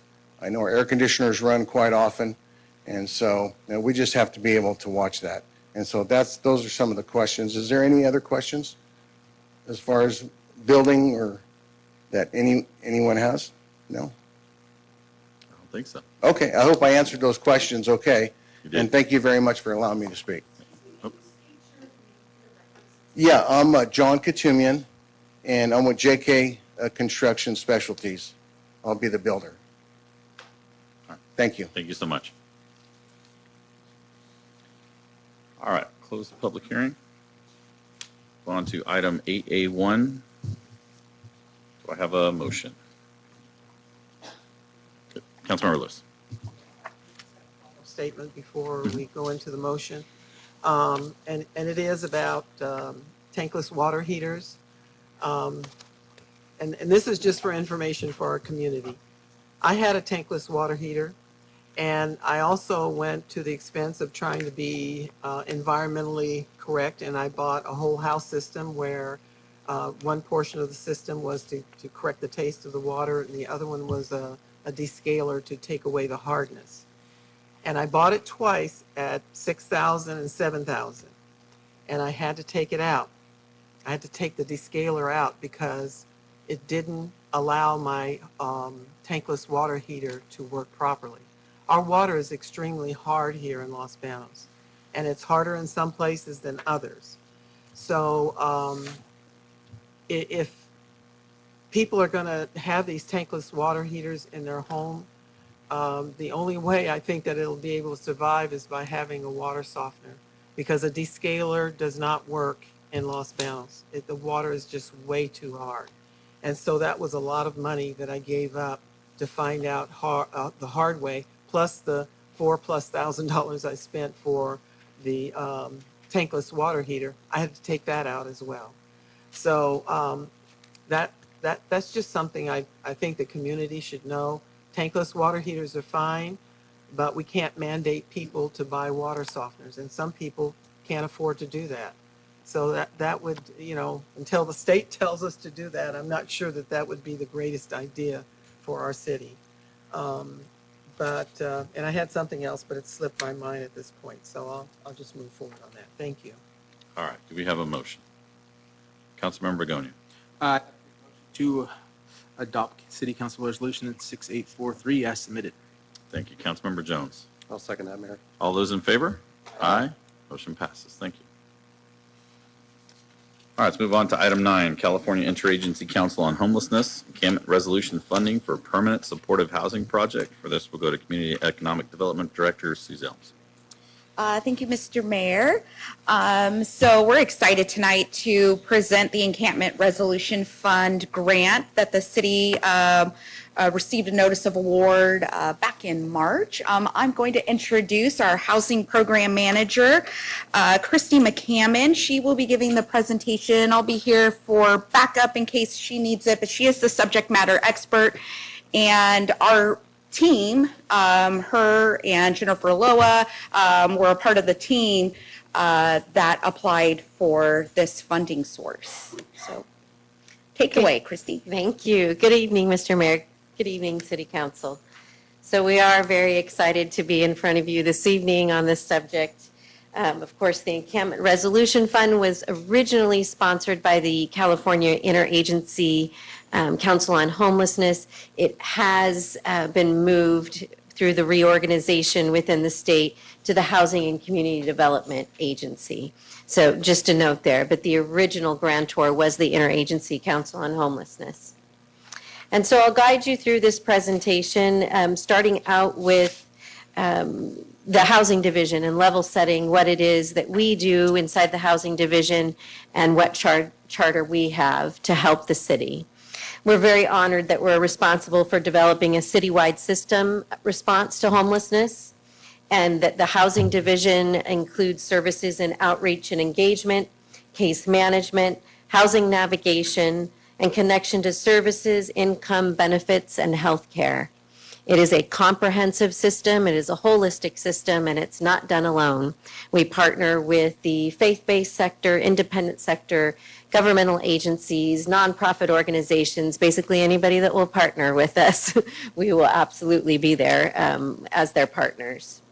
The Housing Division, in addition to those direct services, also looks for opportunities for grant funds supportive of the city's commitment to solving homelessness by developing affordable, permanent, supportive housing designated specifically for people experiencing homelessness. The permanent supportive housing term of art means that we don't just offer housing in these projects. There are case managers and other wraparound services available to the people, the residents who live in these projects, so that we don't simply house someone and then walk away, that we have to work after the housing placement to have retention of housing for our community members. And so why are we here? What is the project need? Well, according to the point in time count, that's the annual count or census that we perform to account for every unhoused community member that we can. In January of 2024, it's a snapshot in time if you haven't been involved with that before. And at the point in time count conducted in January, we had 149 people experiencing homelessness within the city limits. Of those 149 people, we had 28 who were recorded as sheltered, but also still experiencing homelessness. These folks were sheltered in what we call our bridge homes, and those are emergency shelter beds that are within two currently residential homes within the city limits. There were also people who were temporarily placed in motel rooms as an emergency shelter intervention by other programs, maybe hosted by the county and other organizations. So we definitely have a need. We have 149 neighbors that need a place to call home. In addition, we're here because of the project need related to the lack of affordable housing. We are transitioning to a different term. Recently, the state and in the nation, we've introduced the term essential housing or essential homes, because the question about affordable housing is affordable to whom? And so these essential homes just aren't present in the city of Los Banos. And because of that, we have competition in the market. And when Jennifer and I are looking for housing units for the people that we help, we often find that there's too much competition in the market with people who have favorable credit scores, favorable financial portfolios and income. And so not only do we have a lack of affordable housing for our community members that have income and that are currently housed, but we definitely have a lack of permanent supportive housing and essential homes. Commonly, unhoused community members' rental applications are denied in the competitive market, and they're usually denied because of those things that I mentioned: income, rental history, prior evictions. We do want to make this housing available and get people out of encampments, out of their cars, and off of the street. So then we turn to what the Encampment Resolution Fund is all about. There was authorizing legislation, Senate Bill 197. This is the California Encampment Resolution Fund. We applied for round 3 funding. That was authorized in 2022. The three purposes of the Encampment Resolution Fund are to assist local jurisdictions like ours in ensuring the safety and wellness of people experiencing homelessness, specifically in encampments. It's also purposed to provide grants to local jurisdictions and continuums of care to resolve critical encampment concerns, really speaking to public space management and the use of public spaces for all in the community. It's also used to transition individuals into safe and stable housing and encourage a data-informed, coordinated approach to address encampment concerns. There was focus on Caltrans property, and this is specifically to reduce encampments in the state of California. Now I'd like to speak a little bit specifically about what the award is and what the specific project looks like. We were very honored to receive the full amount that we applied for. That was $11,842,621. The eligible activity was to deliver permanent housing. The project will consist of, at this point, 50 units of affordable supportive services, operating subsidies, and administrative cost project.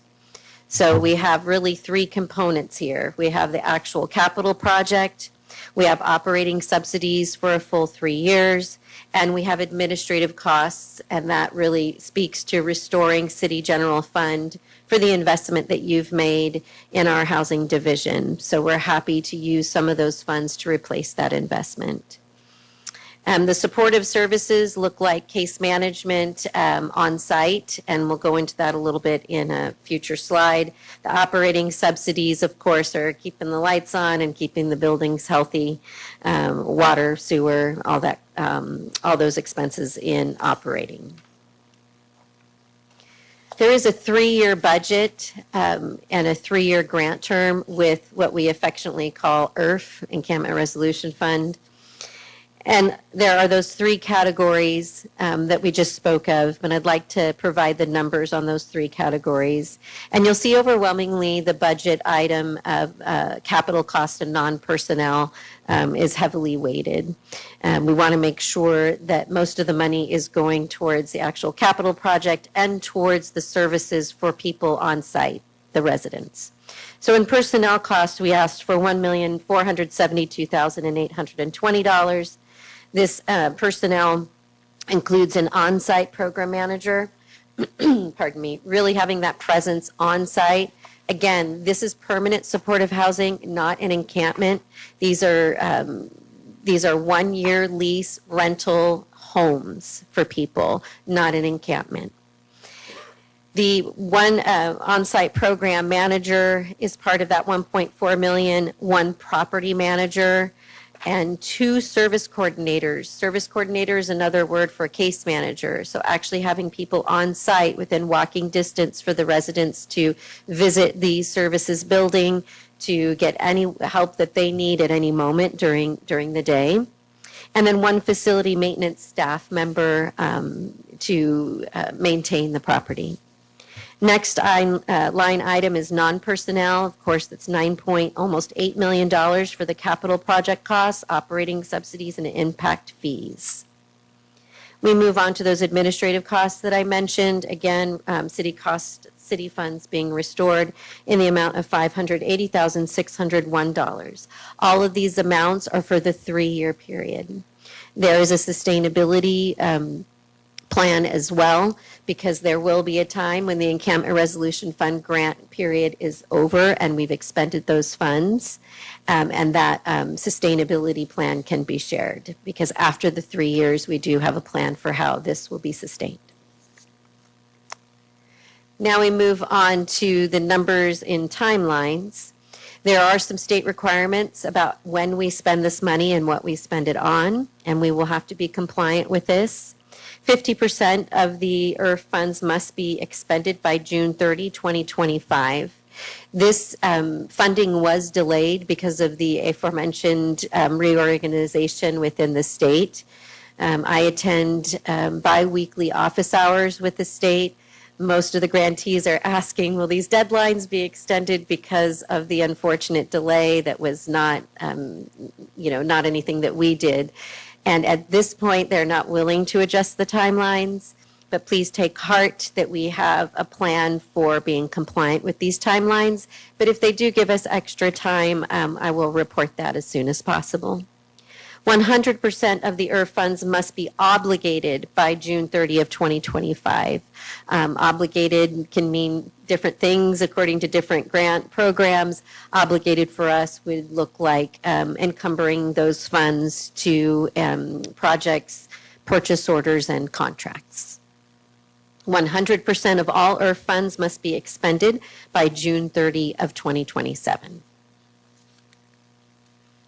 When we consider the project site, we do not consider this subject lightly. Staff evaluated various city-owned parcels for their parcel size, their location, access to utilities and services, proximity to services as well. These are all items that we had to consider when we applied for the grant as well. We have to make these neighborhoods accessible to services. Many of our residents will not have transportation of their own. Staff has determined that the most feasible project site is located off of Gilbert Gonzalez Jr. Drive. This parcel is designated as high-density residential R3. Fortunately, that permits the project density required to facilitate 50 permanent supportive housing units and is city-owned. It is the recommendation of staff to designate a portion of this parcel. For the record, it is parcel 083-100-084 to the project to facilitate the development of those 50 units for affordable essential housing, which we've included on the map provided in the packet. And finally, our recommendation is to adopt a resolution authorizing the city manager to execute the California Encampment Resolution Fund Standard Agreement, which is also in the packet and attached, and provide staff direction regarding project location. Next steps would look like the agreement returned to the state. According to our conference with the state, we understand that after a full execution of the agreement, funds will or could arrive within 30 days. It is not a reimbursement grant program, so all of the funds will be delivered at once. I do not want to carry that check, so hopefully they send it electronically. And then the next step would be that the agreement with the developer would be negotiated and eventually executed. We did perform 2 competitive bid processes to determine a developer. The developer is Anabasis. Mr. Adam Canora is here with us tonight. And that RFQ, request for qualifications, first came out, and then we also followed it up to be completely fair and open in our competitive bid process with a request for proposal. And that concludes my presentation. I thank you for your time, and I'll turn it back over to Stacy Souza Elms. Thank you.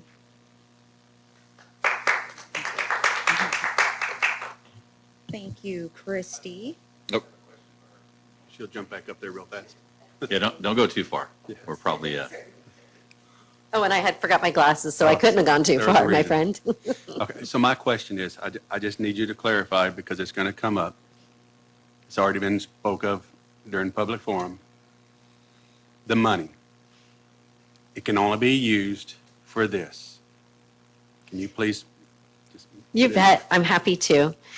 The application for the funds was very specific and very comprehensive. This funding that we applied for were for those 3 categories. And I'm just going to go back a couple of slides if that's okay.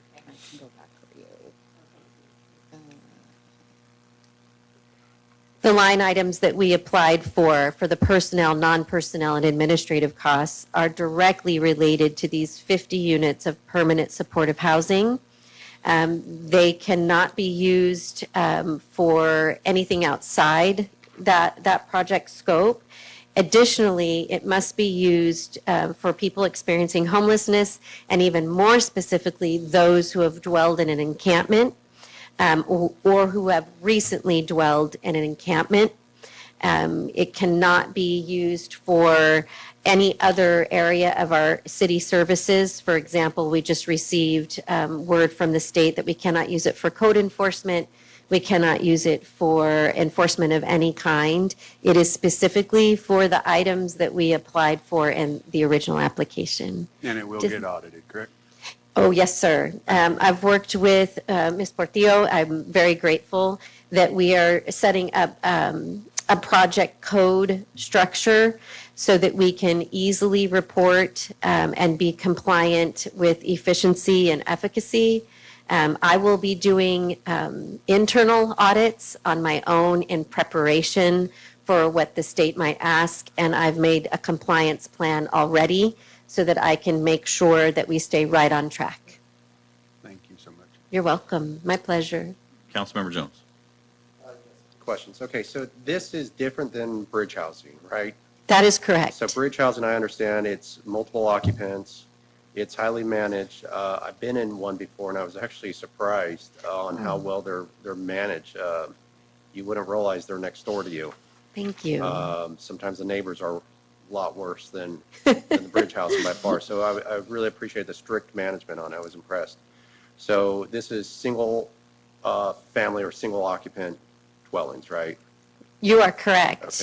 Okay. Bridge homes are emergency shelter, temporary places for people experiencing homelessness to receive case management. Our bridge homes are named mini navigation centers, which means they're shelter plus services.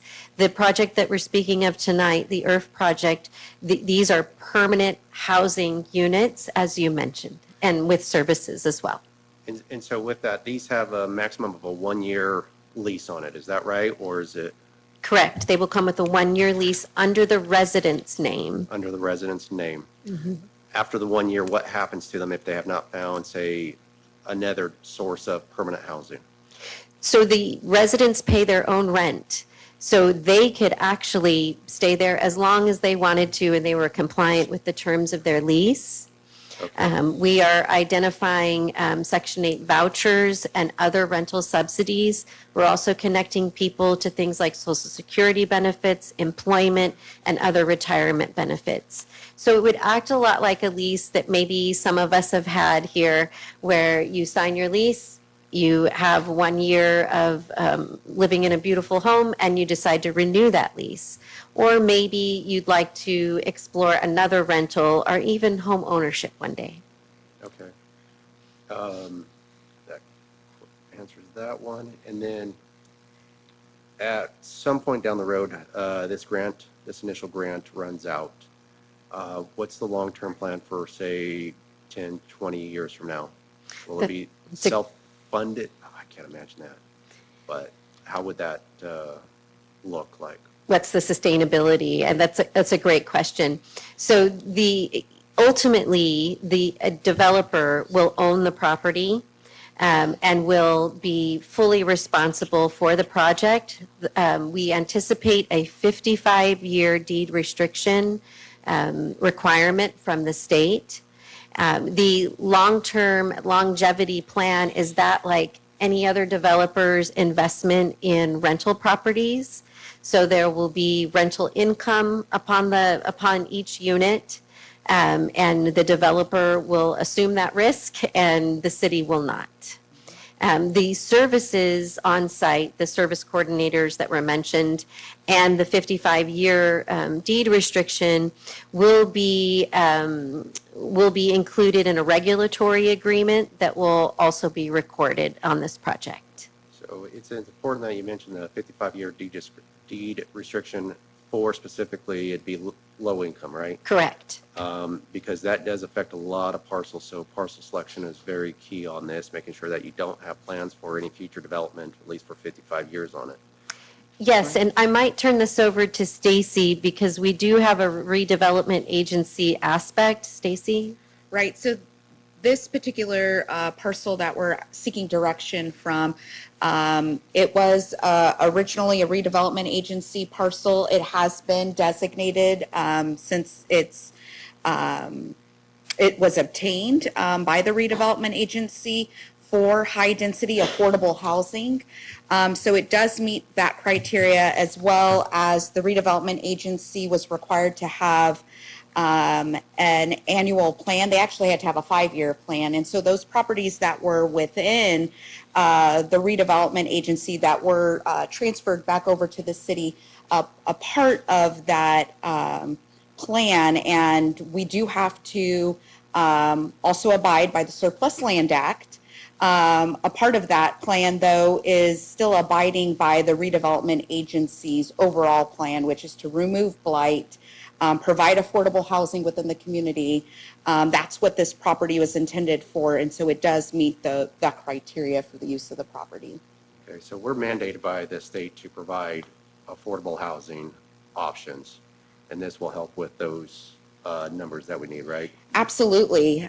So we will be seeing very soon, will be presented to the City Council our multi-jurisdictional housing element. We're up for a renewal of our housing element cycle, which has new thresholds for our regional housing needs allocation. So a higher requirement. It's about 40% higher than our previous cycle, which requires extremely low, moderate, and then above market rate housing. So we have more housing units that we are required by the state of California to provide. If we do not provide or try to achieve those goals, then there will be consequences. We will not be eligible for state funding. It could be for parks, it could be for streets, it could be for code enforcement. Whatever state funding is available out there, now it will be associated and tied to our housing element. So this project will help us meet those goals, where if you can recall, at least in the last 8 years, the city has not been able, since the senior affordable housing project on Rockport Drive, the city has not been able to motivate or incentivize a developer to build affordable housing. We've not been able to meet any of our criteria, our requirements from the state. So this project is a big shot in the arm for us to be able to facilitate our requirements by the state of California. Okay. Now, I got a little bit of a tricky one. Hopefully you can clarify for me. Okay, so your traditional developer, let's just assume the developer that's doing the townhomes. They buy raw land, they spend the money, they come through the entitlement process, they get approved, they spend the money for construction, and they build it out. Whether they hang on to it, manage it, or sell them off, that's on them. How does the city's partnership with this grant play into the private developer that's going to end up being responsible for it in the end, and the selection of that developer, and what happens if something happens to that developer and it's in limbo? Where does it go from there? Stacy, do you want to take that one as well? Sure. And feel free, Christy, to step in. Our city attorney has also been involved because this project will require a disposition and development agreement with the developer, which that would be the next step in the process. Tonight, we're very much in page 1, chapter 1 of the IRF grant in getting authorization to enter an agreement, a standard agreement with the state to accept the award. But the next step would be to negotiate a development agreement. Disposition and development agreement will have milestones that the developer will be required to fulfill.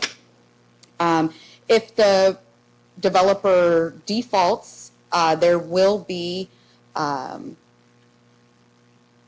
a lack, I guess, of a better term, and Mr. Vaughn, you can step in here, there will be penalties to the developer for not performing, and it could be that the developer ends up in default, the city takes the project, it would sell it then to another developer.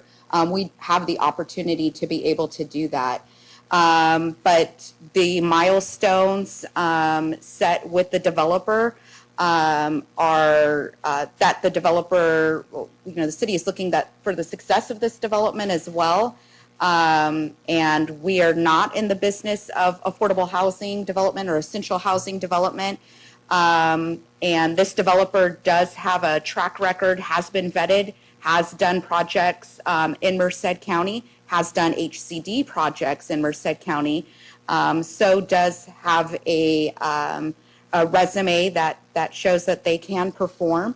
So that's all been vetted. But that disposition and development agreement is what is key to determine, well, to really protect the city from any risk, but then turns that risk really over to the developer, and it is their responsibility to perform. Okay, so I'm still missing this part, and I don't mean to drill you guys, but we have $11.8 million. Are we building out the thing and then handing it over to the developer, or is that going towards the infrastructure to be able to get the units on there? I mean, where's the money being spent specifically? Right. So the developer is developing, and the city is essentially the pass-through. We're the bank. We are paying the construction. We're essentially the construction loan is the best way. The construction, operating, and all of the fees associated with developing the project. When the developer then fulfills those milestones, then the project is turned over to them. So hopefully that is answering. That will be outlined within the disposition and development agreement. Mr. Vaughn, am I answering? So we're looking at structuring this like a loan for the 55 years. And so the loan will be forgiven in increments as we reach those milestones. So yes, the city using the grant money is acting like a bank, a construction lender to the developer as the project is built out. Those funds will be distributed in the form of a loan, but the loan and the loan covenants will survive. And so we'll have some teeth into it, and the developer will have the incentive to manage it and continue to manage it for the 55-year period in order to get that loan forgiveness. Okay. Yeah, I'm always concerned about developers because they default all the time across America. Well, so yeah, I just want to make sure that we have, the teeth to be able to take control of it and get it back. So obviously there's no sure thing, and if the developer is unable to financially make the project work, say after 15 or 20 years, the city would be in a position of taking the project back with all the improvements that have been made and try to shop it to another management company or developer. So like I said, we purposely are structuring this in the form of a loan that will be forgiven over the period of the grant requirements. Got it. So we're getting a grant. So we're not just granting. We're just the not giving it developer. away. No. Okay, so he pretty much has to work it off sweat equity. And there's going to be a regulatory agreement. There's going to be a number of agreements in place, a number of audits and milestones and continuing milestones for this developer in order for this loan to be forgiven. Okay. Otherwise, they face a foreclosure, and the city will take it back and find another operator or another developer to continue on with the project. Thank you. Yeah. You bet. Thank you. So we keep referring to this as a developer. A developer has been chosen, right? Who is Correct. Who is that developer? Anabasis. I'm sorry. Anabasis. ANABASIS. And that was through a request for qualifications process and then a subsequent request for proposal process. So is that a company, a corporation, or? Yes, and I'm proud to say it's a veteran-owned local developer who's actually been awarded at least one home key project in Merced, and so very familiar with this type of project, very familiar with Housing and Community Development Agency within California. We were very impressed that this person is local and focuses on housing in this body of work. Thank you. You're welcome. So part of the grant grant writing that was submitted to the state was subsequent phases include development of land for module units, placement of units with community engagement during all phases. Have any of those phases started yet with the community? Yes. So is that the community at large, or is it the community where the units are going to be placed? So we've done both. And I want to make sure that I'm respectful of the processes that the mayor is hosting that I may or may not know about. Teach me. What we've begun to do is a good neighbor committee. I have experience with developing navigation centers, shelters, shelters for families in the Portland area. And so first and foremost, we make a good neighbor committee. We also have opportunities for reaching out to organizations like the Rotary. Jennifer and I have presented within the community at large. We've done a few press releases as well. And so during specifically the Good Neighbor Committee, we're working with people that are within that vicinity, but that could also be parts of other communities. And then focusing on a communication plan and kickoff meetings, and we've had a couple of those as well.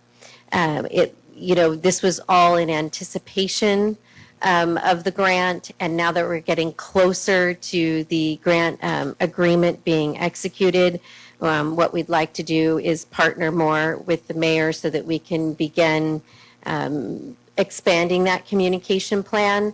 That communication plan is multifaceted. So it means that we meet people where they're at. That might be, in terms of social media, it might be town halls, it might be press releases. And so really reaching people in a variety of media and forums to listen and to learn.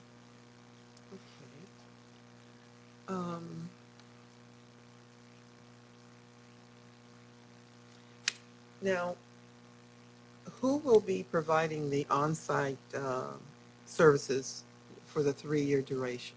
I'm glad you asked. That we are recommending, as the city with the developer, we're recommending that go out for bid.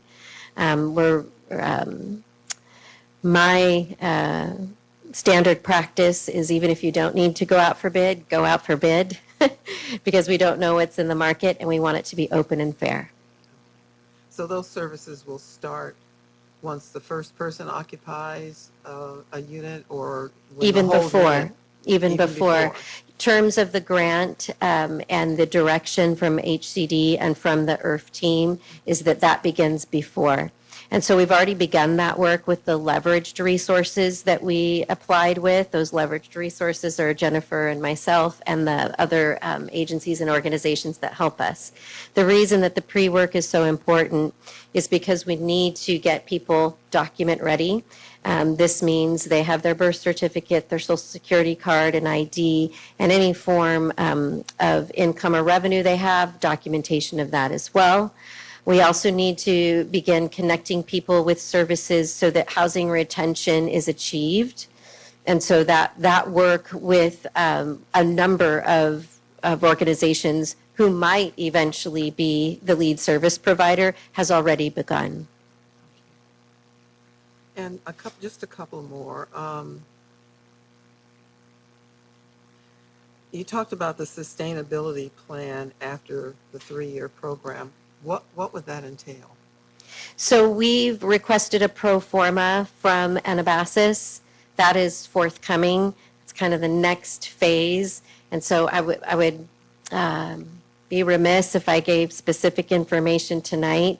I would love to have that in a package that was delivered to City Council if that is acceptable. Yeah, I think, well, and thank you for that. I guess I'm really concerned that we're going to help people through a process for 3 years and then, just kind of fall off, and they still may need that assistance to be able to maintain in the community without, losing their ability to have housing. I'm glad you mentioned it. The tragedy of experiencing homelessness is that you do need help afterwards. That it is not a simple transition of here's your key and I'm sure everything will be fine now. Like any community, I've needed my community. I've needed services. So really, the residents inside this neighborhood might not be much different than any of us. We're going to need help. We're going to need community. We need services. The beauty of this project is that there is a building with people inside of it. I'll tell you, if I could just have somebody in my neighborhood that I could say, listen, I just really need help with this. And so, yes, I don't want us to leave here thinking that nobody in this neighborhood will ever need help. They absolutely will, just kind of like the rest of us. And my last question is, when I look at this project site map in the packet that we received, it appears that this project is going to be placed in the same area where we had a homeless encampment before. Correct. Am I correct? Okay. A So- portion of yeah. that parcel, not the entire parcel. So is there a reason why we couldn't have looked at moving that project a little bit further east? Not necessarily abutting the apartments, but giving a bit more buffer to the senior trailer park? So it will Because be. they've had, we as a council have received information from them even just recently, last month, that they were still having problems back there. Right. With encampment. And I want to make the distinction between the encampment that was there in the past and the project we're talking about today. And the good neighbor work that we're doing, that good neighbor committee, includes the community members in, it's called Rancho, correct? It includes those folks. So in addition, my expectation is that neither the buildings nor the homes will be directly behind Rancho. Is that correct, Stacy? Right. And in addition, the project will have the ability to provide buffers. So it'll have the street, which is Gilbert Gonzalez Jr. Drive, which will be extended. Okay. And then there will be additional buffer. And it will have on-site management with units. So definitely not the same type of characteristics of an encampment not being managed. This is a managed housing project. And that part I understand. And I'm glad to hear that you said that Gilbert Gonzalez Drive is going to be extended through. So I hope that in the development of this, that does give them, a bit more space, but also that there's going to be some barriers around this new unit other than a wooden fence that's going to help the trailer park community feel more secure. I support that. Yeah, yeah. And I know there's a difference between people who are living in the street and who have mental problems versus some of these people who may have some problems, but not as severe as those who are severely have severe mental problems. So that helps with that, and I hope that with the community outreach that this trailer community is feeling more comfortable about this project coming in there. And I did say that was the last question, but as there's this 55-year deed restriction, within that, while this developer still has that, and after the deed restriction's over, I would assume he could either sell it or whatever. Is there going to be any kind of requirement of the state that case management continues for all of that time that deed is in force? We're actually working with, through legal counsel, to include in the regulatory agreement the staffing structure that was in a previous slide for that very reason. We don't want the services to fall off. Those are key. Four walls are beautiful, but the services are really the difference here. And so we're working on options of including that in, of course, any agreement that we have with the developer. After the 55 years, I'm sorry that I don't have an answer about that, but maybe we'll be retired. Maybe not. Okay, thank you. You're very welcome. Thank you, Mayor. Councilmember Jones. Yeah, so just because there's a 55-year deed restriction doesn't mean the program would necessarily end at that time if it's still continuing, right? So That it's is continued true. for 155 years if the house is held up for that long and the program was still in place, right? Correct. You just have flexibility to modify it down the road. That's right. Review and adjust. So since this is going to have full-time management on it, even though it's low income, the fact that it has management on it, I think I can assume that it would probably look better than some neighborhoods that we have in Los Banos right now without management that are privately owned individual units, some rental properties. It just, some of them have absentee owners. So I think this is probably going to be the best case scenario for, other than a vacant field, for the residents at the Ranch Mobile Home Park and the apartment complex nearby, because it's going to actually have eyes and ears on it at all times. I would agree. Yeah, absolutely. It is the difference, and it's what the state intended. This is very deliberate.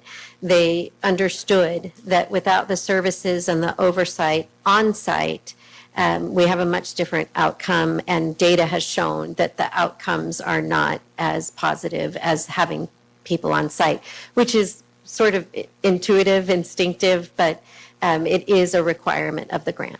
And since these units are not given to the prospective tenants as a entitlement or as a right, they actually have to qualify for it. They got to follow the terms of the lease, which is going to have rules and regulations. So it's not going to get out of control. They're going to have to abide just the same as like an HOA community. Right. There is rules, and when you break those rules, sometimes you can be evicted. Absolutely. There are very few exclusions because of the nature of the grant, but they are very typically similar to a lease that any of us would sign on a rental. And you're absolutely right. If we do not remain compliant with our lease agreement, there are consequences. And I don't know if it might even have more terms as, instead of a lease, more of a license, so there's swifter remedies for breaches of the lease agreement. That I couldn't tell you tonight. I'm so sorry. Yeah, that's that might be a Bill Vaughn question later on, but don't worry about it. I'm not hounding for that one now. Thank you. Thank you. All right. So just a couple things. One, and I understand both Councilmember Lewis and Jones with the word concern. I'm not going to use the word concern. I'm going to use the word excited. So, everything that you guys have done, you two have just absolutely killed it, what you've done and what you've accomplished. And just the short time that you've been with the city has been amazing. I sat in that chair over there for 2 years, hoping that the people up here would get it together and be cheerleaders for a program like this. So, in essence, you're building the plane, but you two found the money to buy the parts. So, and that's amazing. So, there's a lot of work to do. I'm not going to bog you down with too many questions. So, number one is it's 50 units, correct? Are there other buildings that will be built as part of the scope of work when we talk about services? Yes, there will be at least 2 buildings, one for services, one for property management. There will also be some lovely community area, landscaping. Mr. Connor has devoted a lot of attention to what the exteriors will look like. He's very excited about the aesthetics of the project.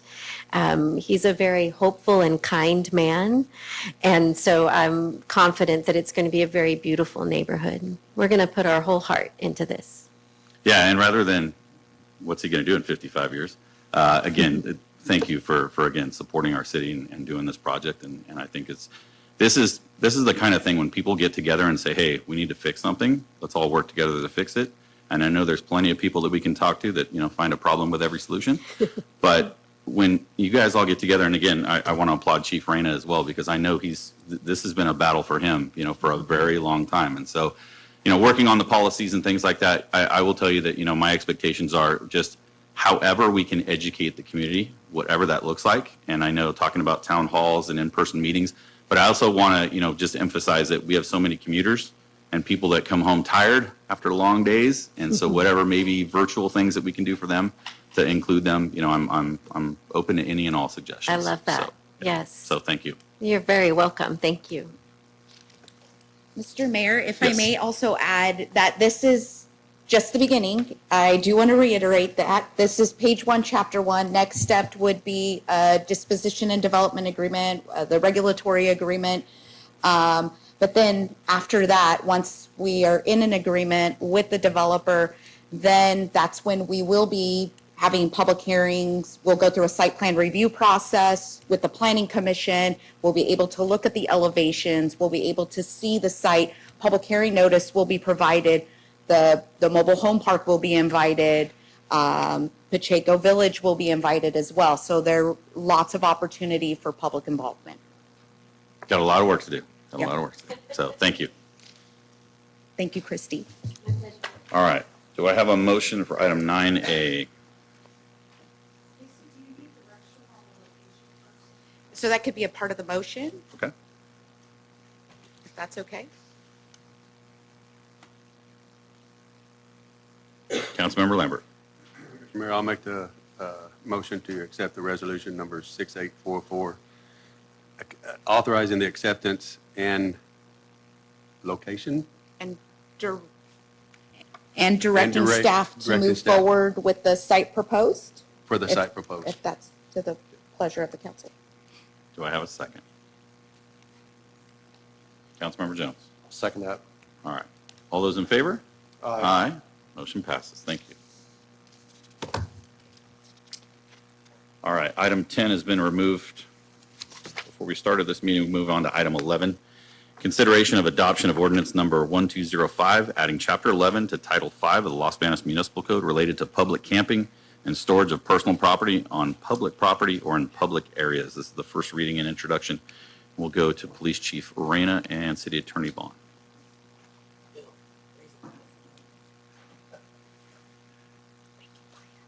Well, Chief Reyna snuck out of the chambers. I can start if you would like. Sure. Give me 1 second to pull up the staff report.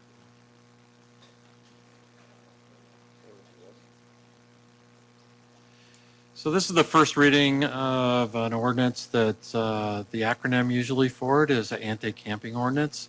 Just as some background, the city currently does not have an anti-camping ordinance or a comprehensive legislative body of work that deals with camping on public property. We have some codes that deal with overnight camping in our parks and things like that, but we don't really have a comprehensive ordinance that deals with camping in public places, public spaces. So we've been kind of on the sidelines after the Boise case, in that the court in Boise indicated that you cannot criminalize homelessness, and that anti-camping ordinances that did would be subject to a challenge. And so the city took a position to just kind of step back, let the courts do their thing, so that we knew what the rules were before we brought something forward. Well, those rules have been solidified in the Supreme Court case that some of you are aware of. It's called the Grants Pass case, which indicates that and gives the green light to jurisdictions to enforce and deal with particularly encampments and camping in public spaces, indicating that as long as the ordinance is applied equally to all and not focused in on your status as a homeless person, that the anti-camping ordinances can go forward and be enforced, even if they have a criminal aspect to it, which the one coming before you tonight does, in that it indicates that violation of the ordinance is a misdemeanor that would be punished by a fine and potentially jail time. We've spent quite a bit of effort, Chief and I, on this ordinance. We've looked at numerous, multiple ordinances around the state. We've attempted to take the best parts of those ordinances and fashion up an ordinance that will be a tool for law enforcement and code enforcement, without a focus on the criminalization of homelessness, but more so on the protecting city property, city-owned and public property from illegal encampments and camping not sanctioned by the city. We think we've kind of found the sweet spot on this ordinance in protecting the interests of the city, as well as understanding the need for encampments in this day and age. If you read the ordinance carefully, you'll note that it would allow for the type of encampments that we have on the trail at the particular time that our city sponsored. It will also allow for just general camping on public spaces with a permit from the city for those activities that would include overnight entertainment and camping. So we're very confident, actually, that this ordinance would pass constitutional muster in terms of what it entails, and that again, it's just one of the many tools needed for to keep our public spaces public, keep them clean, keep them sanitary, and understanding that we do have a homelessness issue here in town. So with that, unless the chief has anything further, and we can answer any specifics on the ordinance. It's not a hard ordinance to read. Pretty straightforward. We've spent a lot of time with the definitions, particularly of camping. A lot of debate between the chief and his staff and me as to what the definition of camping was, in a way that gives the chief the tool he needs to deal with those encampments and those people camping and sleeping in public places, living in public places that are an issue for the city. So like I said, I want to emphasize in particular, this is just one of the many tools we're trying to put into place. The previous presentation is another aspect of what the city's doing in terms of homelessness. This is just, again, something we can have, and the ability to primarily, and the focus of this is to keep our public spaces public and sanitary for the benefit of all. It's always great to go on after Mr. Vaughn. Yeah, thanks for leaving. Well, briefly. Good evening, Mayor and Council. As Mr. Vaughn mentioned, the enforcement side is just one of the many approaches to homelessness. And so, as he also mentioned, there have been some significant changes that have come down recently.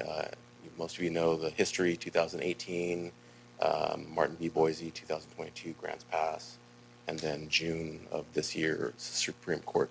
And then in addition, the governor's executive order. So we're just trying to remain in compliance and put together an approach that's compassionate. It's just one approach. As Ms. McCammon mentioned, the city of Los Banos goes to great lengths to address homelessness. So we've been working on this for months. If you ask the city manager, he'll tell you that homelessness is probably the thing that we discuss the most. All day, all night, weekends, doesn't matter. So we're working on it. And I'll underscore a few things. 2024 point in time, as Ms. McCammon mentioned, 121 unsheltered in Los Banos, 28 sheltered. There was about 837 overall in Merced County. And so it's not just a Los Banos issue. I think we're further ahead than most jurisdictions.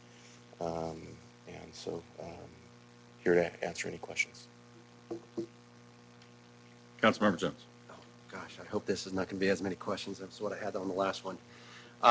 Okay, so yesterday, actually, it was after hours. I was out of my office, and there was what appeared to be a homeless individual right up against one of our window wells at the office and just screaming at the top of his lungs, having a fight with somebody that didn't exist. And I actually felt bad for the guy. He was really going through something there, and it's just, I think at the time it's just, do we call the police or do we risk him being, pushed off and then interfering with traffic or something else? And I figured since we're closing up, whatever, just leave him there. There's really not much we can do for people like that, right? We can't just pick them up and physically move them. Is that correct? So it depends. A lot of it depends. So what I always tell people is call us. and we'll evaluate it. There's a number of different things that can be occurring. So if someone is having a mental health issue, we address it one way. If someone is having an issue where they're intoxicated and we can handle it a different way. If someone is on private property, we can handle it different. So it just depends on the situation. I like to tell people that there's generally always something that we can do, but it just depends on the circumstances. So we always encourage people to call us. And then certainly this ordinance, as you mentioned, perhaps he's on your property, you own that, or you're in charge of that property. We can address that different. Prior to the Supreme Court and the governor's executive order, they were on public property. It was very different. Yeah. And so we had to make some decisions, and we had to really think outside the box to address some of those things that would come up every day. And so again, this ordinance addresses these issues on public property, and that is something that we've been dealing with for a long time. Yeah, definitely. So private property, you still have property owner rights. As far as trespassing, you can get pretty much anybody off your property. Public property, totally different story. There's also a lot of things circulating around people that would be homeless being caravanned or bussed over and citing or arresting or criminalizing the driver that's doing that, if you actually can catch them. I mean, that's really a tough cat and mouse game, because I'm sure they're doing it first thing in the morning. If they are doing it, is there any real hooks that the city has if something is caught like that, where homeless people are being bussed in? So certainly we can look at those options and explore that further. I hear those rumors too. I talk to the staff. We're not really seeing that, and I'm not here to say that it hasn't happened. I've talked to my law enforcement partners in the area, and so some law enforcement agencies, they have an obligation. If they find a homeless, I-5 and 152, they have to take him to the nearest place that's safe. That could be Los Banos. And so we've tried to address those things, but we really don't see anything to corroborate the rumors that people are just busing homeless in. What we actually see is the majority of our homeless, they have ties to Los Banos. So they have family, they have a place to go. It's just they come with a variety of other issues. Everyone is different. And most of the time, they're just not welcome there anymore because of substance abuse or breaking the rules. And so that's kind of what we see more, is that most of our homeless are somehow connected to Los Banos. The ones that do end up in Los Banos from anywhere else, they don't last here long. They generally are passing through, and they get some money or they get a bus ticket and they're gone. They're gone. So the ones that are not from here, they are very mobile, whether they get on a bus, whether they hitchhike or walk, whatever it is. They come and go, and there's no laws against that. Yes, and so like I had mentioned, so what we kind of see sometimes is that perhaps they're homeless and they're traveling up and down I-5 or the highway, and they maybe end up in, say for example, Santanella. And they're homeless and they find their way to Los Banos, and they're here for a little bit. We'll try to intervene, they'll get services, and then they're eventually just gone. But the majority of the ones that are chronically homeless in Los Banos have connections to Los Banos. Now, I did hear that we see RVs and vans. They look like they shouldn't even be street legal. Some of them don't even have proper registration, let alone turn signals and everything else on there.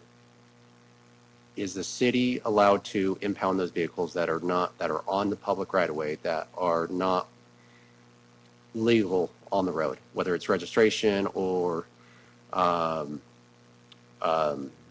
maybe there's some sort of violation with it, that you would stop and cite anybody else that is driving on the road? If they're living out of it, are you able to tow it? So a couple very good question. This ordinance also addresses those living in vehicles, so camping, living in vehicles. But even prior to this, the Vehicle Code does authorize us to take action against motor vehicles, RVs that are not registered, that are not operable. And so those are some of the complaints that we do get. Other communities around us will sometimes reach out to us and say, hey, how how are you guys dealing with, what's often referred to as junk tows? RVs that are inoperable, they're large, they're very hard to tow because other communities find that their tow companies are charging the agency because they generally take a loss. In Los Banos, I'm going to give a shout out to our tow companies. They're doing this for us, and many times they're taking a loss. They live here, so they have an interest, but we work really well, and sometimes we have to wait a couple of days for them to get the right equipment, but we're not paying for it. And so, but again, that's just through the relationships that we have with our local tow companies who are going the extra mile to help us solve these problems. So we have defined camping as camping in cars. Yes. And so we spent a lot of time trying to define what that was and how that could be recognized. And those folks will be subject to a citation and a fine and potentially a criminal citation. So the thought was if we can do that for someone who's parking their car on the street and obviously living out of their car, we can cite them and move them along. So we did have trouble with the inoperative vehicles, but we think we caught the definition of kind of the transient type camper who hangs out in a neighborhood for 2 or 3 days, living and eating out of their car. So they would be subject to this ordinance in terms of meeting the definition of camping. Yes. And one more thing to add, you'll notice in the ordinance, you'll notice the term reasonable a lot. And so reasonable is a term that is quite frankly used a lot in law and codified law, and in some court cases where the reasonable person, if the reasonable person, the reasonable resident, the reasonable council member, the reasonable code enforcement officer can tell that this is a violation. So we incorporated that language in there because most of the time we receive these complaints from the public. So if the reasonable public member says, hey, that looks like, a violation, and they're contacting us, then it allows us to take action. And so the reasonable test is something that's included in a lot of court decisions that surround some of these things. So we incorporated that in there. Okay. And then lastly, so we have a designated camp area, and then we still have, it's so hard to get everybody to go in there because they all have different issues. It's not a one-size-fits-all, and they don't get along with each other. That's just the fact of it. The ones that are outside the encampment area, that's down, say, further on the rail trail or somewhere else that are, camping. Will this help you guys address that a little bit better? Yes, it can. So currently the city does have 2 homeless pads that are authorized for camping. But we do have some folks that are living on the outskirts, and so it would help us address that as well. Okay, thank you. Yes, sir. Councilmember Lewis.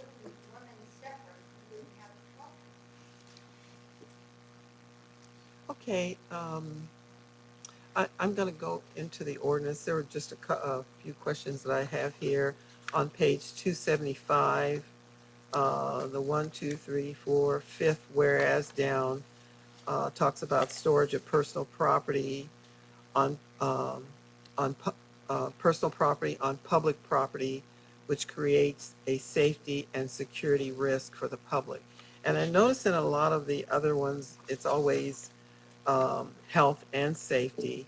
And I'm wondering why the word health was left out of there, because I can see that, maybe if there's some fentanyl or drug paraphernalia, that it could be a health issue in that regard. So I was just wondering why that was left out. So the whereases are just a way to set up what the purpose of the ordinance is. And so the whereases aren't as specific and precise as maybe some of the other language in the ordinance. I think what you're getting at is addressed in the storage of abandoned personal property or personal property that I think it does include those types of things that are dangerous to the health and safety of those around.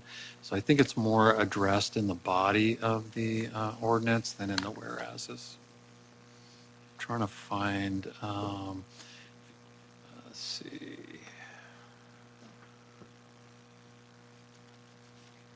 It's at page 1 of the ordinance, fifth whereas. Yeah, it may be caught in that one whereas as well. And I can just, again, speak from experience dealing with this in Oakland. When I worked as a director of public safety, we had an individual that set up not an encampment, but he stored tools, and it took up the entire sidewalk. And no one in a wheelchair, no one could even use the sidewalk. Wasn't necessarily a health issue, but it was an issue nonetheless. And so I know that the Alameda County ordinance applied to that. So not necessarily all health related, people just blocking areas. Yeah, we talk about in the ordinance trash and contaminated and dangerous items being stored and the ability for code enforcement to immediately get those off the street. That's in, I believe that's in 11-08. So we haven't ignored those dangerous items as well. And in fact, we've called for those to be immediately taken without notice to the property owner. Otherwise, they would be entitled to notice that we're going to take their property. But if it's something dangerous, contaminated, creating a risk to the public, it can be carted away immediately. So essentially, these would just be recitals that the council would agree upon as contributing to the overall result of homelessness, camping on public property, and storage of property in public places. Okay. And on page 277, it's after the number 4 goes into the next paragraph, and it indicates that a person shall be considered to be using a vehicle for camping if the person admits they are using. Why would that be a criteria if they're in it and sleeping on the street? Admitting it, it's almost like an escape clause for them, to me. Yes. So if you look above, maybe the top of the page, B under camp or camping, second line again, we have the reasonableness test, and then of course it goes down to explain everything else. But that's just one of the criteria. So for example, when we're taking any type of action, or when we're making contact with someone, or we're doing any type of investigation, that's just one of the questions that we're going to ask. And so, in addition to the reasonableness test, the reasonable person would say that this is perhaps a violation. And then I'm going to ask you, hey, are you living out of this car? Yeah, I am. So that's just one of the things that we would document. And so we felt it necessary to add it to the ordinance. I also don't think looking at it, it's an escape clause, because it also reads on to say based on the totality of the circumstances. So even if they lied to you and said, no, I'm not living here, and based on some evidence. And so when we document these things, these are just some of the things that we would do during our investigation. And so again, we could have left it out, but this is something that we're going to do. What if a person ends up going to court or is arrested for a violation or what have you, and they tell the judge that I said that I wasn't living in my car, and Yes. I mean, there's another side to this other than just because you've got the reasonable judgment there. You've got your staff out there looking and seeing a person, all of their belongings in a car. It's kind of trashed out with things as normally what you see even on the streets. And they said, no, I'm not sleeping here in my car. I just stopped here. But with the reasonable judgment that your staff has used, it appears that that's what's going on. Yes. We don't really have a time frame that anybody needs to be in a car in this ordinance, whether they're there for an hour, 2 hours, or whatever. So I don't know. To me, it just seems odd to put that in there and add another level of something that a court can say, no, this person admitted that they weren't sleeping there, so I'm dismissing the case. Yeah. And again, it's just something. So it's designed for the officer and the court to take the totality of the circumstances. And one of those items is the admission that yes, you are sleeping and camping. But you take the totality of what's going on, what's around them, whether are they living in this particular spot on public property, And whether they say, no, we're not living there, I don't think that's going to exonerate them from a violation. It's, again, it's the totality of everything. We just wanted to have one more thing. If the cited person admitted that, yes, I am living there, then that was just one more thing that we could go with in terms of the citation. And I appreciate your thoughts on that. I just happen to agree, disagree with it. Most of these people are probably going to have a public defender. They'll pull our ordinance and use that as a tool. Yeah. So And it's not something that we encounter folks all the time, and based on, again, the totality of the circumstances, we take action against them, and sometimes they'll say, like the old term, these aren't my pants, and so, we find drugs in someone's pocket, and they're like, oh, these aren't my pants. And so they're not essentially admitting to it, but, you find them in possession of something. So, and sometimes, they admit to it, and sometimes they don't. Yeah, and I would think too that, spirit of the law versus letter of the law, right? Keep your clothes in the trunk, car starts, you can drive away, problem solved itself, right? I mean, that's really the ultimate goal, is we want to take care of the public and their concerns. So, Councilmember Jones. Yeah, I can't imagine this being treated any different than a speeding ticket going to traffic court.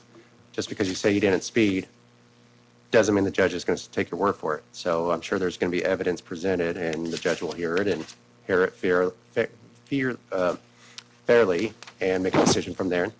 May not win them all, but it could help quite a bit. With my question? Yes. Thank you.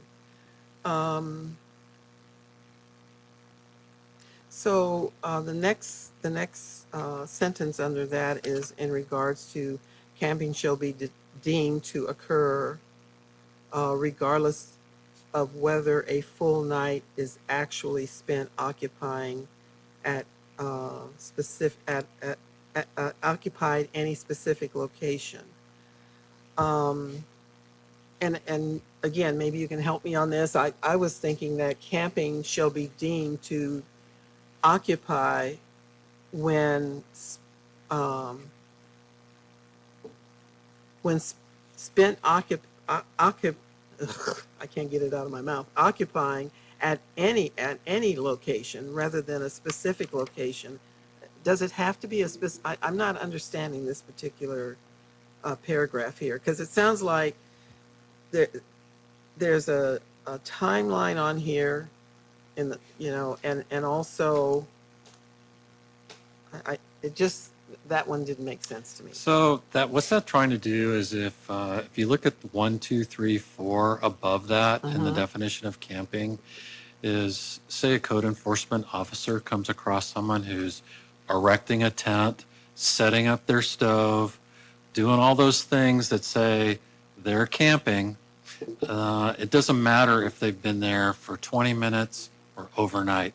We want to make it clear that camping did not include actually staying there for any particular length of time. It's the actual act of setting up a camp, leaving your unintended items in the camp.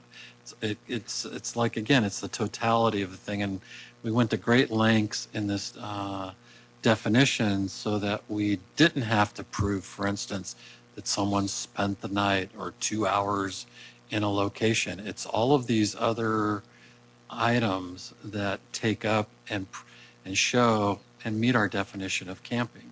So we could someone is camping if they're erecting a tent and setting up a camp. They don't have to fall asleep. They don't have to lay down. They don't have to cook a meal. They don't have to do anything. They are camping once they engage in those types of activities. They are camping if they pile all their unattended storage, personal properties in a particular location. And so what does the term full night have to do with that? Because if camping is at any time.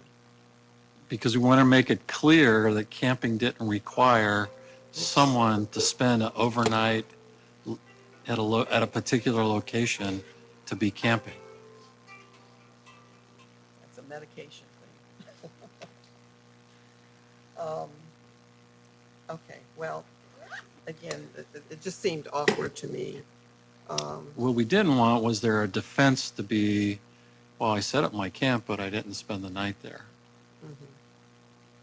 Camping is an act of a lot of different things that may not particularly fit the definition that you're going up into the mountains and camping. This is something totally different.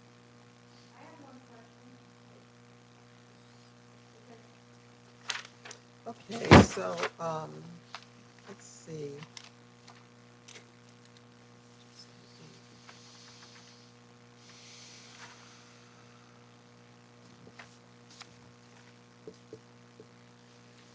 Okay, going to page 279, and it would kind of flow into 280. This ordinance is basically an enforcement for our law enforcement department.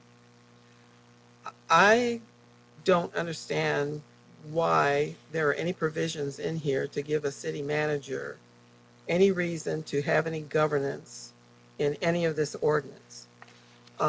If someone needs a permit, then it should be indicated how they will get that permit and not give the city manager authority to issue a permit or to any of the things in this section for anyone in the community. That's not part of his job. And I don't know why the city manager has been included in this. So the definition of city manager in the ordinance is city manager or city manager's designee. And the intent of that is that there will be policies set up for issuing special events permits for camping on public property for... But why does that have to fall under the city manager? Why can't that fall under our Parks and Recreation? City manager can designate Parks and Recreation. I did not... I understand that, but this is the first named is the city manager. And, you know, this, when I didn't have much time, but I was able to get the city of Fresno and the city of, and the county of Fresno to send me their ordinances. I would assume you guys looked at more than that. But there's nothing in any of those two ordinances where the city manager has any involvement in the enforcement of these camping laws. And this is like a special section that has been added in here, and maybe some of the other communities have it. But the city of Fresno is ran by the can somebody tell mayor. me whether or not this falls under the city manager? Why isn't it directed to the department that would handle it? I can answer the Fresno one because the city of Fresno is ran by the mayor, who's an employee. The mayor is a separate It's a strong mayor. person It's a strong mayor from the system. council. The mayor, that's a strong city council. Correct. We don't have a strong city council here. Correct. Those are cities like Fresno, San Jose. Large cities have strong city councils where the mayor has a different authority than what we have here. We all have the same authority here. Correct. But I'm still, you know, I still cannot see this as a city manager issue. It needs to be Who should it be? It needs to be under the proper department. And I think that if we're going to approve something like this, this should be directly under Parks and Rec. And then the permits be applied to for wherever they need to go and apply for a permit.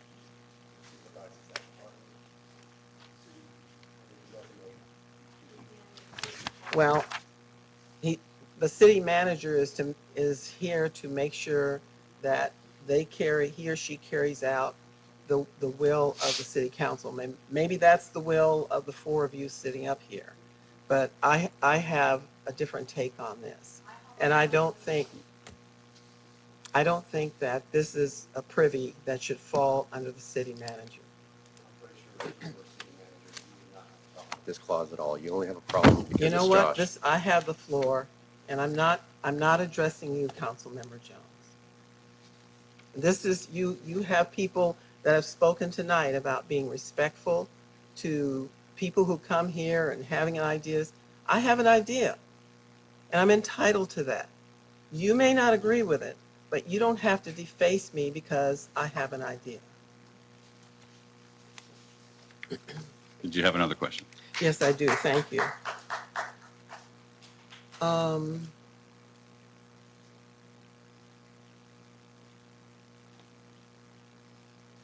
okay, the other one that I had is,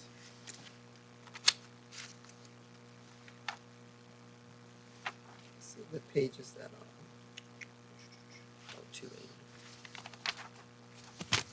280. Okay, so there's a time frame here of roughly 24 hours in around abandoned material, or abandoned property, I should say. What section are you referring to? I'm sorry, page 280. It's section 5-11-08 A2. Okay, And yes. it's around personal property and such time frame shall not, not be less than 24 hours. So this gives your staff a decision, like if they pass by and they see something, they may not immediately pick up, but if they come by again, it's there for another 2 or 3 hours. Are they going to have the authority to remove that property and store it so that the public right-of-way is not impeded? Or Yes, so that I believe this section is referring to the amount of time that we will wait after posting a notice. So, yeah, once the notice posted, then you're Yes. going to give them the full 24 hours? Yes. Okay. Yes, and so Okay. in many cases, if they're there, we'll advise them, we'll also post it. If they're not there, we'll post it in a conspicuous location. Okay. And 24 hours later, yes.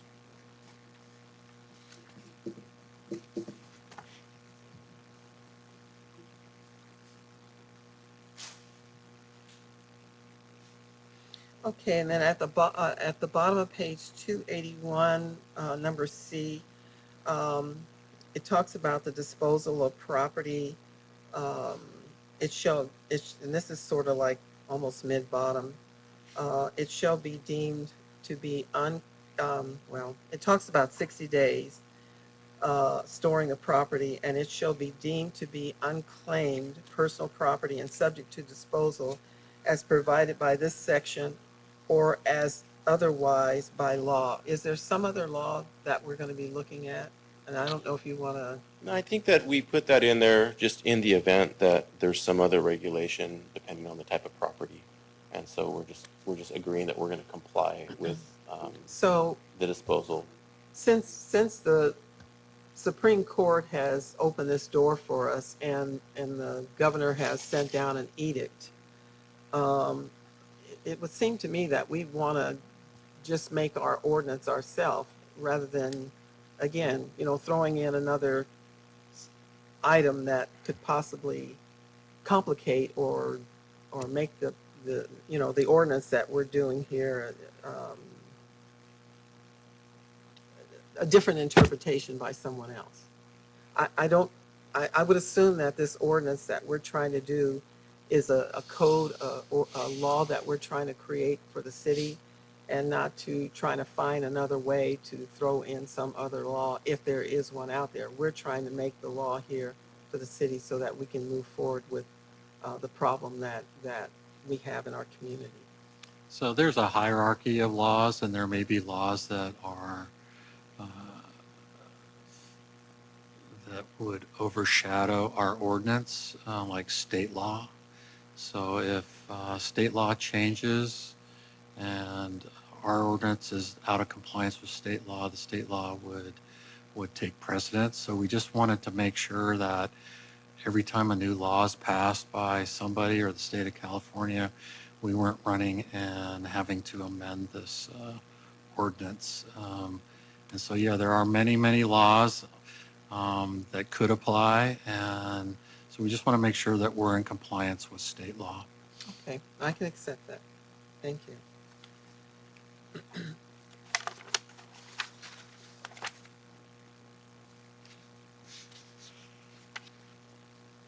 Okay, and on 282, it is letter E, small e, when it talks about a valid government ID to claim your property. And then it also says other acceptable form of ID. Is there something else out there that someone can use? So we I mean, actually, other than a passport or, There Yes, might be, something there, you like could that. have a social security card, or a lot of these people don't have government issued IDs. and so there are some ordinances, and we actually discussed this. There are some ordinances that that have different language. We didn't want to encounter a situation where, if, for example, they don't have a California ID, that we can't give them the property back. We know that it probably belongs to them, but we just can't identify them.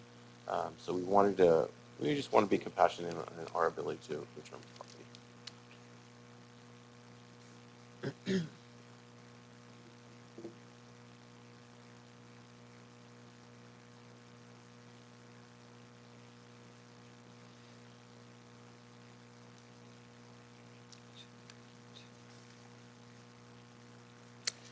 Well, and I know, again, things seem to be done differently here. When I read the two ordinances from Fresno and from the city and the county in their enforcement, they went specifically into what they want as fines for violation of the ordinance and also what the penalty is in the court. Now, I don't know if in this decision by the Supreme Court, if that's something that was open to communities to be able to decide on. We've only identified that if someone's found guilty of this, that it would be a misdemeanor, and the punishment is in Chapter 2, Title 1 of this code. But I didn't see anything where it talked about a monetary penalty. The two that I read had, they were pretty high monetary penalties. But as a misdemeanor, they identified what the time in jail, if there would be any, would be, and or a fine. So I was just curious as to why we didn't identify in that way. So we actually discussed that as well. The municipal code already provides for that in 4-11.10D. And so anything, I'll read it again, 4-11.10D, as in David. So anything that under an ordinance that does not specifically state, it gives you essentially what the bail schedule is for a citation. And so it would start at $100, a second violation $200, and then within 12 months, a third would be $500. And this is our city ordinance? Correct, yes. So it's already in there. And then we don't really have a say in what the court would do in the event that, as a city, we had to pursue this as a misdemeanor violation through the Superior Court. That would generally be up to the court. We did discuss other ordinances that perhaps say that we would more stress certain types of treatment. But again, every situation is different, and we really don't have a say when it comes to that until we are present that day in court. So we did not put that in there. I just thought it was curious that, two other communities were able to cite what the violation would be and what they would expect the court to use as the tool that they use to cite. It'll either be 1 year in jail or 6 months in jail for this violation. So I don't know what their city attorneys researched to come up with that consideration to put it in the ordinance and make it plain. And those are my questions. Thank you. Thank you. Councilmember Lambert. Thank you, Mr. Mayor. Each case is going to be, when the officer comes up to the whatever it is, it's going to be, like you said, with compassion. Whether they're people drive over the hill, they get tired, they pull into a parking lot, they need to sleep an hour or two. It's going to be met with certain, hey, you can't sleep here, and you're going to have to move on. I understand all that. My next comment is, a lot of ordinances have the city manager in the ordinance. And it's because they have the right, he's the chief executive operator of the city. He has the right, whoever comes in, for example, if they want to camp, they come to the front window, Okay, we need to delegate. That needs to go to Joe Heim. He's just a delegator. He'll delegate whoever it goes to. So I'm kind of appalled, and it just shows you that Councilmember Lewis has a vendetta against Josh Panero. 2 years down the road, 3 years down the road, he's not going to be here, or we may not even be here. So it just moves on. The ordinance stays. It's going to be for whoever it is. You know, the ordinance, you know, it's hard because none of the officers out here want to have to approach a lot of the homeless the way we have to approach them, because we do have to meet it with compassion. Unfortunately, we do need this ordinance. It's going to help right along with Christy, and is it Christy? I'll make sure I get their name right. Another girl, to work along with the whole with the funding and the homeless support. So, and it's a way to help keep our streets and our public clean. Hopefully watch out for certain drugs that come through town. And it's just a way to keep beautifying and keep Los Banos looking great the way it is right now. So that's all I have to say. All right, thank you. Yeah, I'm definitely not going to compare us to the city of Fresno because we don't have 930 police officers on staff. I wish we did. That'd be great. As far as the ordinance goes, again, I just want to thank both of you for putting this together. You know, cities kind of sometimes put the cart before the horse, and you guys took your time. You did the correct amount of homework, and the fact that we're doing this in October when this just passed is amazing. And again, it also complements what we did earlier tonight, right, with the tiny homes. And this is kind of going to set a precedence that if you are from out of town and you are thinking of coming here, don't open your tent because you're not going to last long. And so again, it kind of sends a clear message that we're here to support and help people, but we're not going to tolerate messes across our city anymore. So I just want to thank both of you for doing that. I read through the entire thing again, had some questions, and will the officers receive any specific training on two things? One, the COC, like the drug court, and then as well as this ordinance. Good question. I just had a staff meeting with all my supervisors. So as you know, if this ordinance does pass, there's a 30-day period before it goes into effect, and that will give us the time to train our staff. So all of my supervisors, all of my command staff, they all know that if this does pass, that there will be training provided so that we all approach this this ordinance in the same manner. Yes. Okay. All right. That's all I have. Thank you. Okay. Do we have receive the staff report and adopt the resolution as submitted?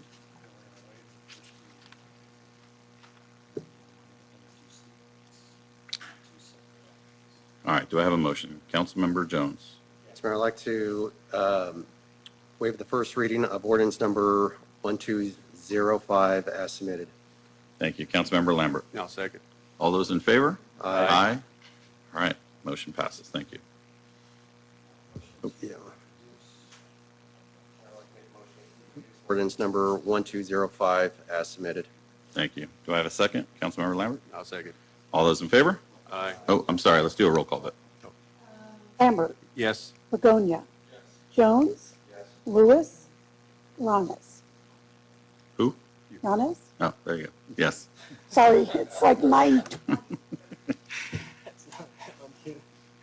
All right. Let's go to item 12, consideration and approval of City Council Resolution number 6846, adopting the Los Banos Downtown Master Plan. For this, we'll go to Community Economic Development Director, Susan Elms.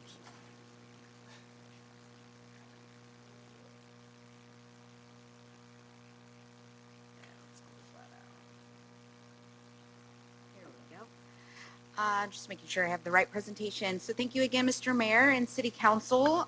So tonight, we are going to present the Los Banos Downtown Master Plan, which has been in the works for several years. I would like to introduce, thank you, Joe. I would like to introduce Paul Martin. He is a senior project manager with Mark Thomas and our project manager for this particular project. So Paul, if you'll take it away, make sure that's on for you. There you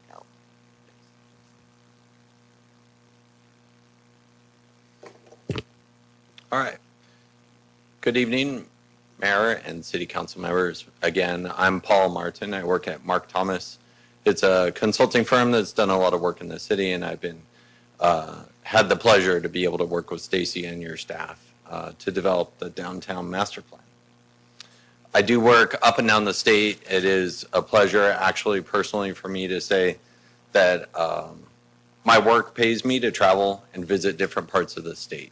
So whether it's in Humboldt County, Sacramento County, here in Los Banos, or in Southern California as well. So there's a lot that state offers, and I really cherish the opportunity, frankly, to be able to visit and get to know your community.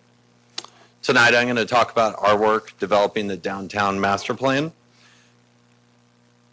Developed, again, the company is Mark Thomas. We also had support from urban design team at PlaceWorks and working directly with your city staff. The downtown master plan has a few different goals and objectives, really how we can advance the strategic plan for the community that was developed about 4 years ago that really recommended we go to this next level of a planning level document that continues the public engagement and really solicits input from stakeholders, business representatives, and others that really have a vested interest in the downtown area. Our team developed various concepts on how the downtown area could be improved and really strengthen and address multitude of topics broadly. So we'll get to that in a minute.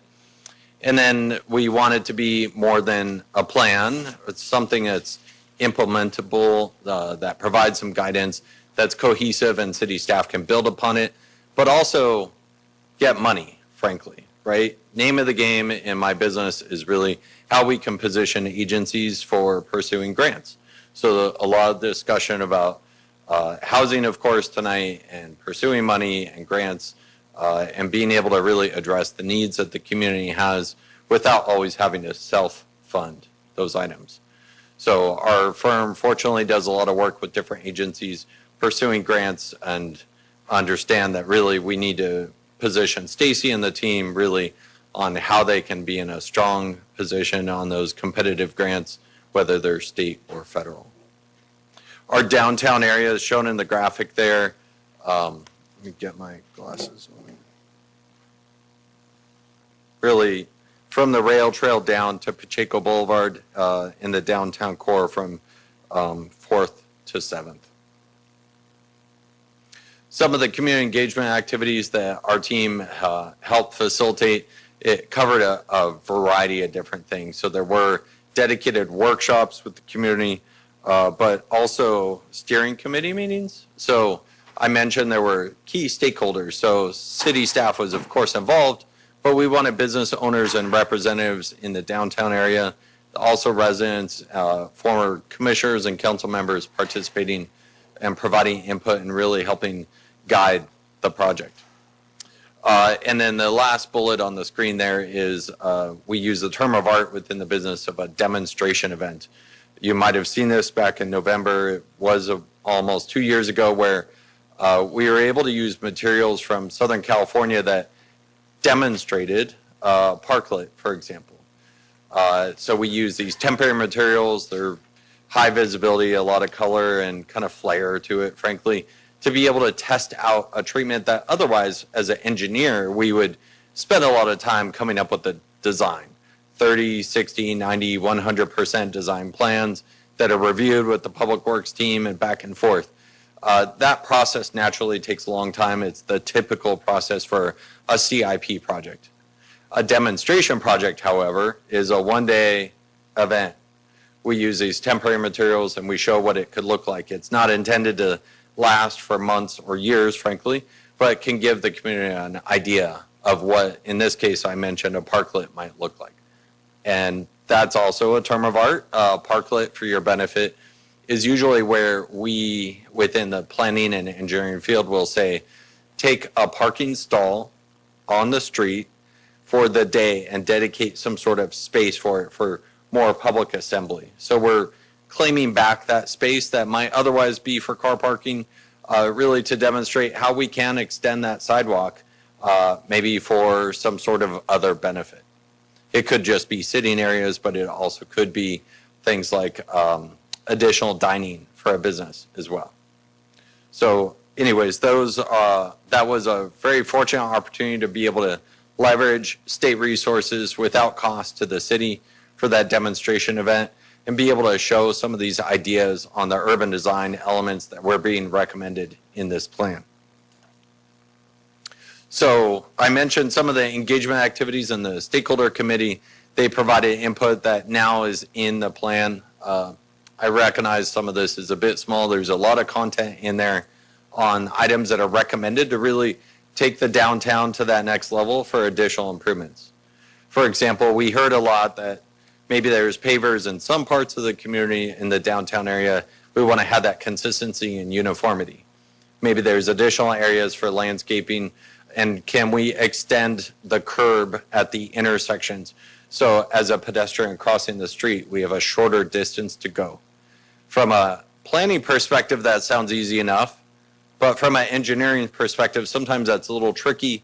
With the roads, they have this high profile or arc to them, as over time they've just built up with more asphalt and so on. So in order for us to do that, maybe we have to reconstruct those roadways. So that's where the planners and the engineers will start to argue about all the different features and all the different things that need to be done. So in the plan, we evaluated that and we talked it through and were able to come up with this concept that then identifies recommendations that really your staff and you as council and policy guidance can embrace and move forward. The next page shows what some of that would look like on the ground, right? This is an example on 6th Street, for example, where then you've got that curb extension. We're still maintaining 2 travel lanes, 1 in each direction, as well as angle parking, that enhanced pavers and urban element, undergrounding utilities, improved crosswalks, and maybe even taking advantage of the opportunity that is afforded that we saw in the downtown area with some of your alleys to make some improvements on those alleys and think about how businesses can have a backside to their building to access the alley, but also provide additional assembly areas. Next, we have a couple of renderings. In the upper left is the before, here 6th Street at J Street, the before, and then the concept after with the improvements. There's another one. I talked about this concept of more of a mid-block at the alleys, still having the alleys function for purposes of, say, car travel or trash delivery and so on. Those functional needs need to continue, but there's still opportunities to really improve those alleys and the quality of the treatment, the pavement. We've seen a lot of communities that have really embraced this idea and even incorporated art and activated the alleys. So some of that is recommended. We don't necessarily suggest that every single alley that would occur on, but you could start picking on certain ones, select certain ones to really advance. The concept plan has some cross sections. This should look pretty familiar to what's out there today. There was a lot of discussion with the stakeholders about modifying the angle parking to parallel parking. So then the roadway cross section could look a little different, but they really landed on maintaining the angle parking and really taking advantage of the volume of angle parking that is provided in the downtown area.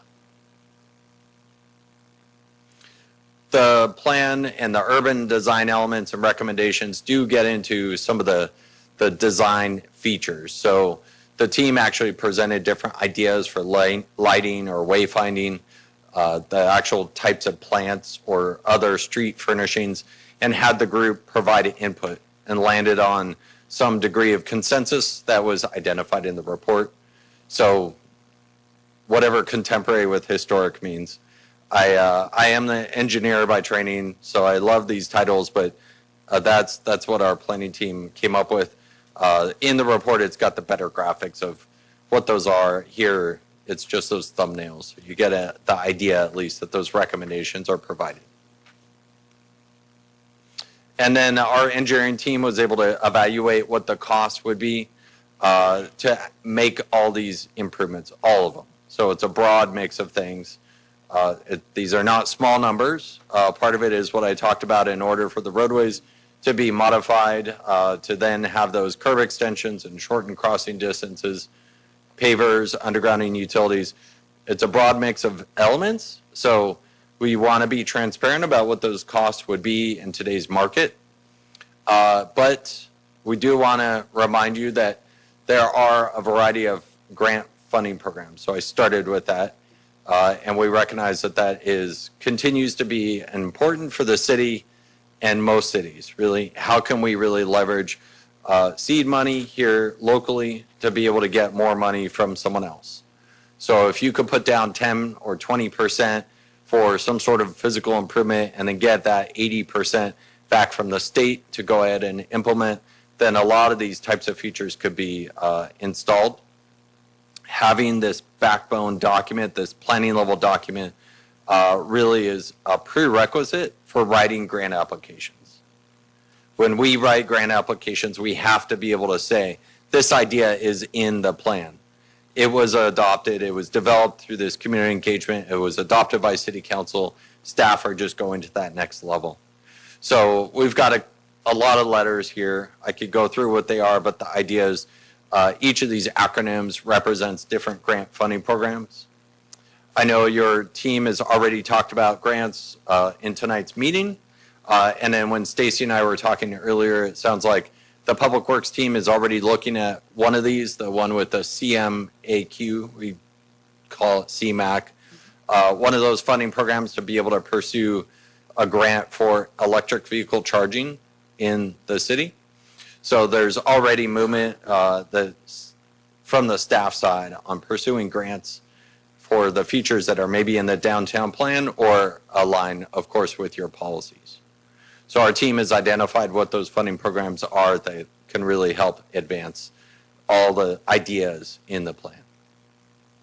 All right, and then on top of the grant funding recommendations, we provide some next steps in phasing so staff can really advance to the next thing, right? So, of course, we start with pursue grant funding to take these planning level recommendations to engineering documents, design work, proceed with environmental review as needed, and really the phasing recommendations based on the dialogue with the stakeholders about which corridors really to hone in on. So I think that wraps it up. There's a lot of content there, but we went through kind of the high level for your benefit, but I'm available or we're available for questions. Questions from council?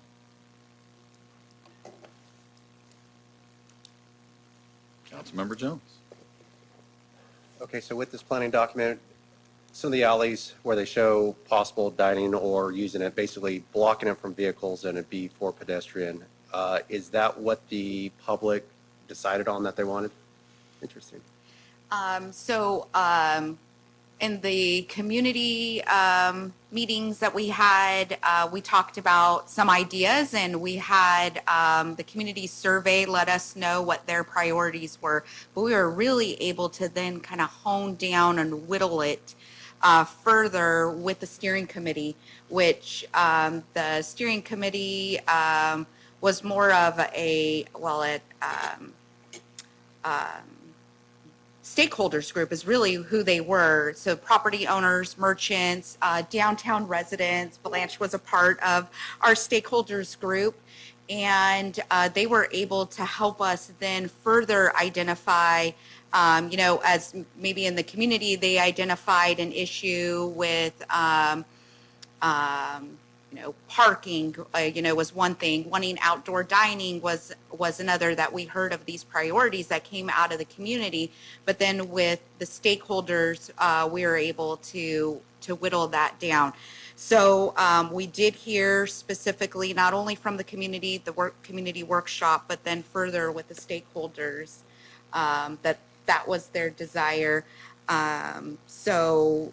That's what helped us develop the conceptual plan were those priorities from both groups. No, that data is great, so we can make informed decisions up here.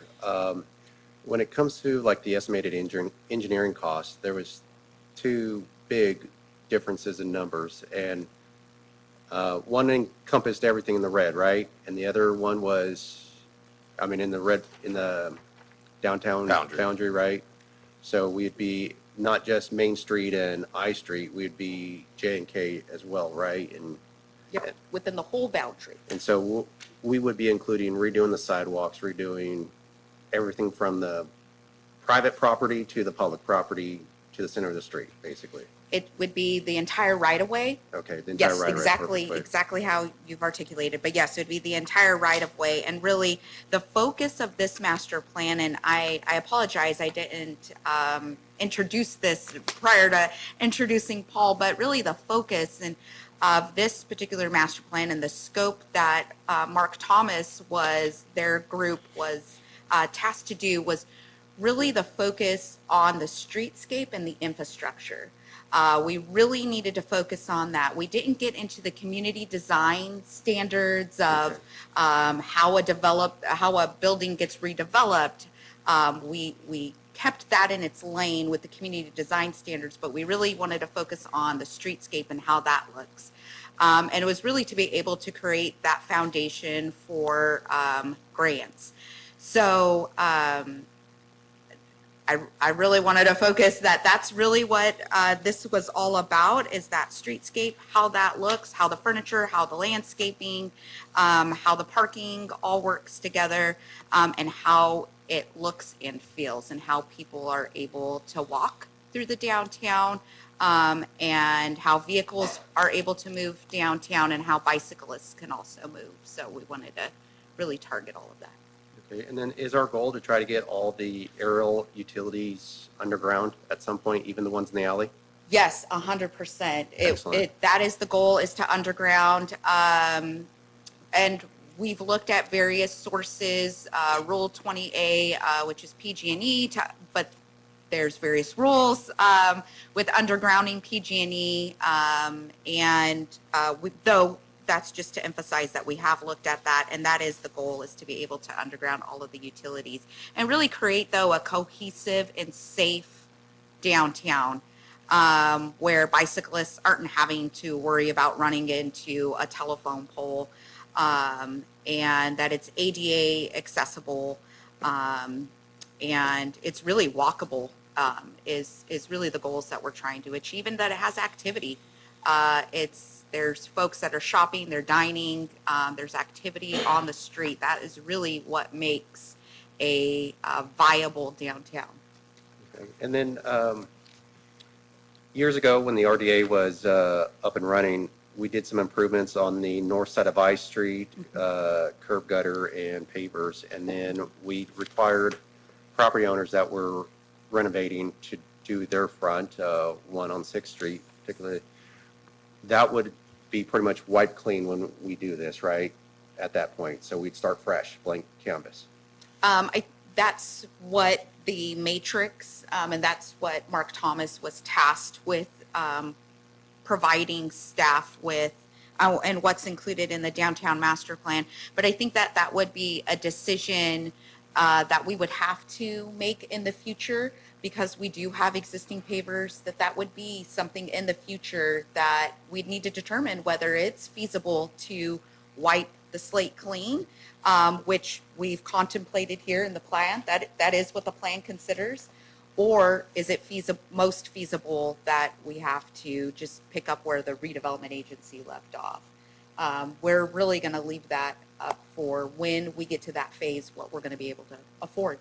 Okay, yeah, I know there was still some pavers, some pallets of pavers in warehouse, but it wasn't enough to complete the streets down, or the sidewalks downtown. I think it'd probably get us through another, the other side of the street of I Street, maybe, something like that, but not enough to do everything. So it seems like what we would save is probably just a drop in the bucket for what the total cost would be to just start fresh and modernize it, bring it up to today's kind of standards, and so it doesn't look like a hodgepodge type downtown. That would be our goal. So this would be a big project. I remember being on the planning commission when this was coming around, and it would be amazing to see this at some point come to fruition. It's a huge project, and just the utilities alone, drainage for storm drain, that's engineering nightmare right there. So, yeah, this is big, and it's going to be pricey. Hopefully, we can get some grants. And use opportunities we have the master plan that identifies we're collecting storm drain fees, and that all goes into our capital improvement plan so that we can address some of our infrastructure within the community. Yeah, it'd be nice for our downtown to take back the shopping hub of Los Banos instead of Walmart, you know. That would be a huge thing. So I think this would help bring back that small town feel. Thank you. Great, thanks. Quick question, Stacy, and just because it's been brought up several times in meetings, the consideration of handicap parking is part of this plan. What does that look like? Yes, it does require a redesign of our curbs and our ramps in order to be ADA accessible.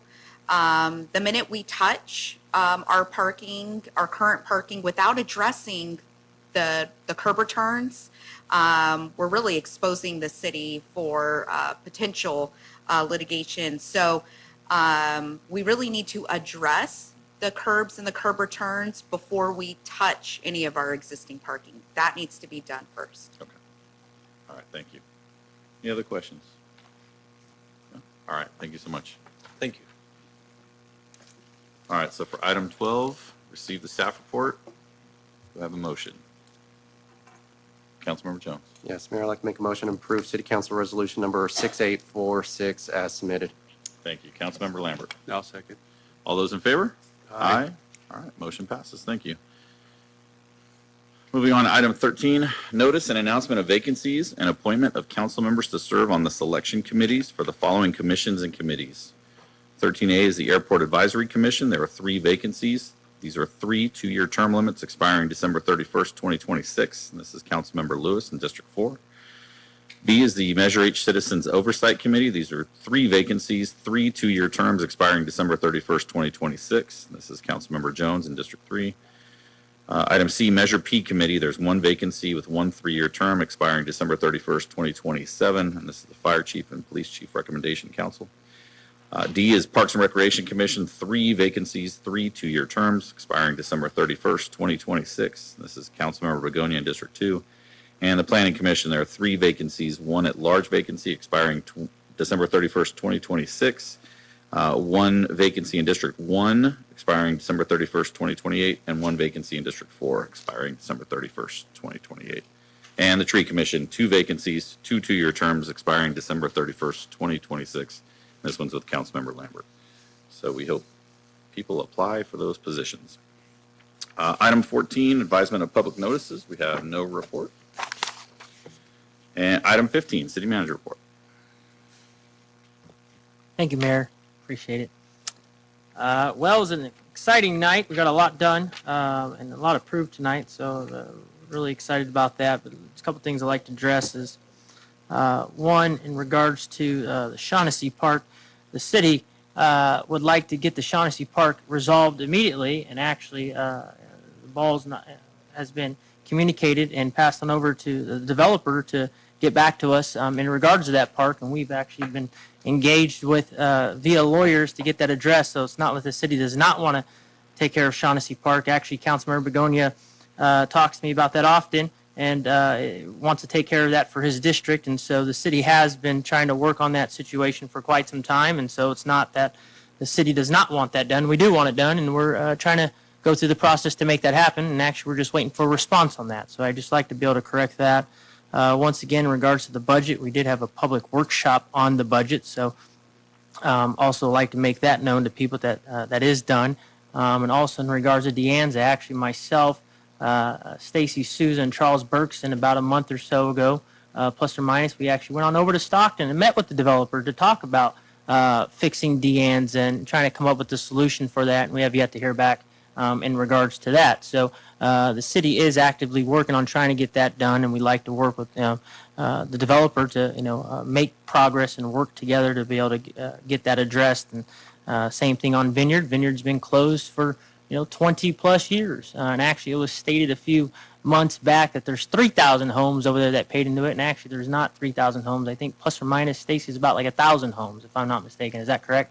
About 1,100 homes. So that's the story over there at Vineyard. And we are actively working on just trying to get things right-sized and corrected and collaborate with our partners so we can work together.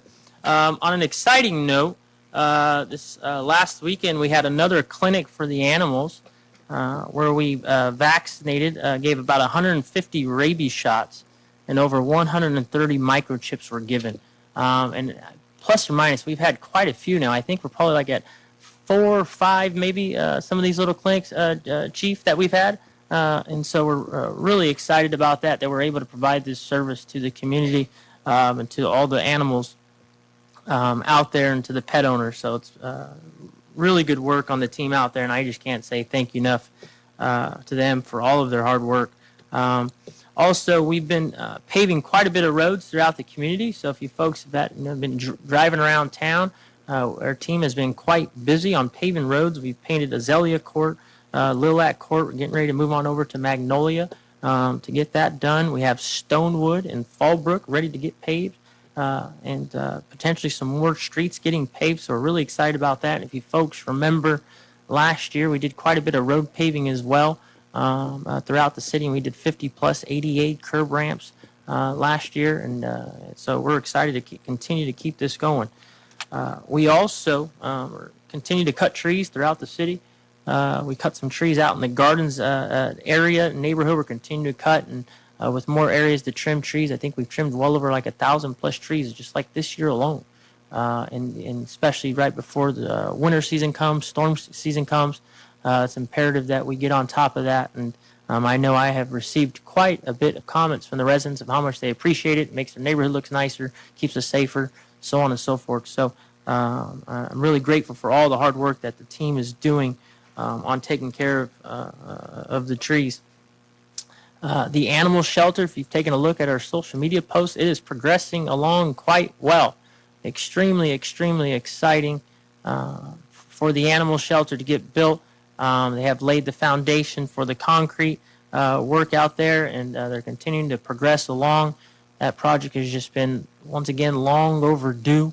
We have done quite a bit of work at that animal shelter. We've added about 10-plus new outdoor kennels, added new AC out there. Internet connection was essentially like dial-up, and so now we have much better internet out there, Wi-Fi out there. We've opened up the animal shelter to be open on Saturdays, and we were not open on the weekends. And we're just continuing to make a lot of progress. Added 2 new staff members out there at the animal shelter. So I think a lot of us, we have some furry friends and family members at home, and so it's very exciting to be able to take care of that. The other one was really exciting about tonight, and I just like to highlight this to the public, is that this agenda we brought forth the Ag Sports Complex, and Joe Heim mentioned his story, and I like to add on to that a little bit because he has told me this story before. I find it quite impactful to me. So Joe Heim originally came to us from the state of Arizona, if I'm not correct. Joe Heim is where he was before. He's originally from Oregon, but he was out in Arizona. And so when he came to apply, or came for his interview here in the city of Los Banos, he was all fancied up, and he said he went on over to the Ag Sports Complex, and he was in that parking lot, like he said, and he remembers looking at the Ag Sports Complex and thinking like, oh wow, like they're working on this. They're doing some improvements. They're getting to it, but as he said, it was in a very bad shape. It was deteriorated. The nets were bad. Parking lots are bad. Playgrounds are bad. The grass is just extremely lumpy. I've talked to friends that play out there, and it's roll your ankle is something that happens very often. It's very dangerous, and actually from the infield to the outfield, there's like a hump of about like 2 feet, and then it drops back down. Like it's really bad shape. And that was 6 years ago, Joe Heim's story. And we're still here today, and it hadn't got taken care of. And I remember going out there as a kid, sneaking on over there to go ride my bike and watch the big kids play. and it was just not in the most healthiest of state then. So I can't say thank you enough to the hard work that the team has done to make that a reality, and thank you enough to you folks at council to be able to get this taken care of. And Mayor, I remember a conversation that you and I had, and actually Councilmember Lambert, because that's your district, and we've talked about that quite a bit. But when you first came on board, we talked about taking care of our parks, and I remember you said like Josh, we don't want to just talk about these things, we want to actually get these things done. And I must admit, there's been a lot of conversation about different parks, and we would have presentations, and we would just have conversations and just talk. And if you go back and look at things, it was just conversation. And I'm really happy and proud to say of all the hard work that the team is doing throughout the city that we actually been able to get these things taken care of. And Mayor, I really thank you for your leadership on really pushing us on that and taking care and helping us get to those points, and Councilmember Lambert being a big driver of that. And so the ones that we've done literally just within this year is we got Noah Jones Ballpark taken care of, one of our big ballparks right in the center of town. Last week, we brought forth Colorado Ballpark, and with Colorado Ballpark, it includes a splash pad. Although the media sources did not make that known, I'd like to make it known here on record that it does include a splash pad. That is a big deal for us. It's very exciting. And now we're bringing the Ag Sports Complex forward, getting all of these things done within less than a year's time period. And as Joe Heim did well last week talking about Colorado Ballpark, it has been in a very bad shape for 30 plus years. Ag Complex, same thing, 20 plus years. Chief Rain has been around the police department for quite a while, remembers how, the challenges of Noah Jones Ballpark, and we've taken care of all those things and brought those before you folks here at council within less than a few months. And so it's something that we should really, rejoice and be quite happy about. And I just want to thank you, Mayor, once again for making that a focus. I remember our conversation when you first came on board talking about that, and all of you folks within your districts Councilmember Lambert about Ag Sport Complex, how important that was to you. And actually, I remember us talking specifically about a splash pad. And so I just want to thank you folks for that.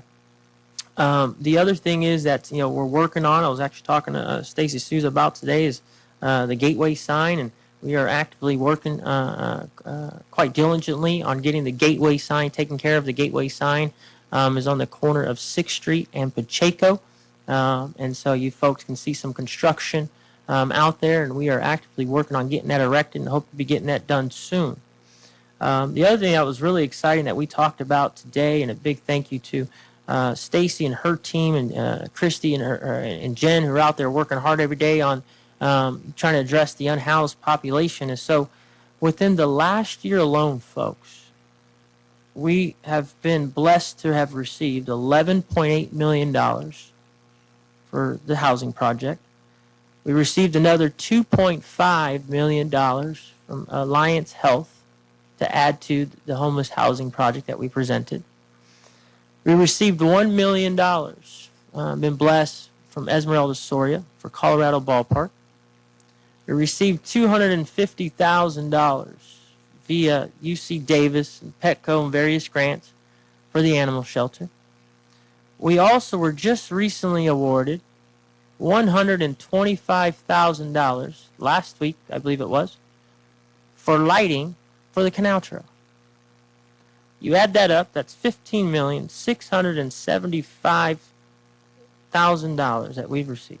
$15,675,000 that we've received within the last year alone, folks. And I just can't say thank you enough to all the hard work of the team, and how proud I am to be a part of the hard work that we are continuing to do to try to make Los Banos a better place within the last year alone. And I think that's something that we should all really rejoice over, be very proud of, be very excited about. And as I've mentioned before, we're not always going to get it right. We're not always going to make the popular decision. We're not always going to have the right answers, the right solutions. But we're going to continue to work hard every day to make this city the best place that it can possibly be.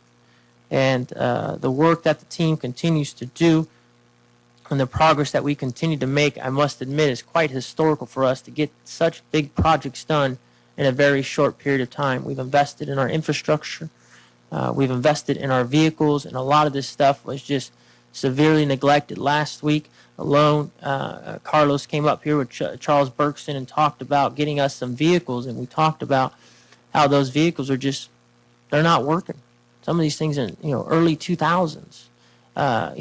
We have our operations manager, Carlos, who's sitting here in the audience right now, and I must admit, he's a very humble guy and easygoing, and he's just been so gracious driving his vehicle that is in the early 2000s. I think 2002, if I'm not mistaken, Carlos. Is that right? 2004, somewhere around that? 04, there we go. Year I graduated. So he's driving that, and some of these vehicles are just not working. We've had vehicles that are out at the wastewater treatment plant where these individuals get stuck. Literally, they get stuck because their vehicles are trying to drive in heavy terrain out there, and they don't have the proper vehicles and four-wheel drive to pull them out, where they have to go get a tractor to come pull them out. And this has been going on for 20-plus years. And so as the money comes in, we're reinvesting into our equipment, into our infrastructure, in order to give the individuals the tools to do the job. And so we come before council with this information and be transparent with you folks to show you, where it's at, where it's going, and how it's being spent, so we can provide the services to the community. So once again, quite historic of all the things that we've been able to get done in a short period of time. Thank you to the team and their staff for all your hard work, and we look forward to continuing to do more. Thank you. All right, thank you. Move on to city council member reports. We'll start with Councilmember Lewis. Oh, I'm sorry. Yep. Gotta go in order. Report update on Merced County Association of Governments, MCAG, Peninsula Clean Energy, Measure V Committee, and the San Joaquin Valley Air Pollution Control District, and the Los Banos Downtown Property and Business. And we'll start with the Air Pollution Control District. Councilmember Lewis.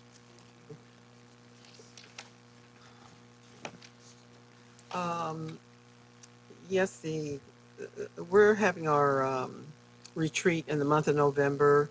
We'll be discussing things that we want to see move forward for the year 24-25. But we received a $14 million grant from California CARBs, the California Air Resource Board, and this was specifically for the AB 617 communities, and those are communities that are disadvantaged and have applied through the CARBs and state of California to start reducing pollution in their community by vehicles and electrified charger stations, by purchasing other vehicles where people can do commuting to work, vans to do commuting to work. So, and it also includes for them monies for people who need to replace their vehicles from combustion to move into either hybrid or electrical. So two of the 617 communities I can think of right offhand would be Stockton, a certain portion of Stockton, not all of Stockton, certain portions of Fresno, and other communities further in the valley. So that's my report for the Air Board this evening. All right, thank you. Go on to the Downtown Association. Councilmember Jones? No report tonight. All right, I'll go to, first I'm going to start with Peninsula Clean Energy. Gosh, there's so much going on with that organization right now. So just to summarize a press release, Peninsula Clean Energy recently awarded nearly $2.7 million in local building electrification assistance, and that included $357,000 in Los Banos for incentives and $600,000 for loans. And so there's a lot going on, a lot that's available. So I encourage the public to go on the PCE website or ask what's available to you, what things are out there, because they're doing amazing work in there to help our city. And the amount that we're saving on customers in our city is really drastic. So Merced County Associated Governments, our meeting was canceled for September, and we'll have one this month. And moving on to city council member reports. Now we'll start with Councilmember Lewis. Thank you. In the 12 years that I've been an elected representative here for the citizens of Los Banos, our employees have never gone on strike. The council has always been kept abreast of the status of negotiations, and in closed sessions, we met and were able to make reasonable decisions on how to move forward with negotiating with our staff. But currently with this council, absolute authority has been given to our city manager, and the results of any negotiations will appear on the consent agenda for a vote. Right now, our staff in the Public Works Department and the other employees of the particular union that, from the letter that was read tonight, deserve fair and good faith negotiations. And I think that we need to move forward in that. And I would like to see that our council meet more often and be abreast to what negotiations are going on and where we sit. On a different note, our city has continued losing employees. We lost our Chief Breezy over a year ago, our fire chief, our public works director. We lost our finance director, Sonia, and we also lost Kim Tomas to the county, who was our second in command, and also the city treasurer. And we've recently lost Jennifer, who worked for the city probably starting around 2005, part-time, and then came on full-time around 2015.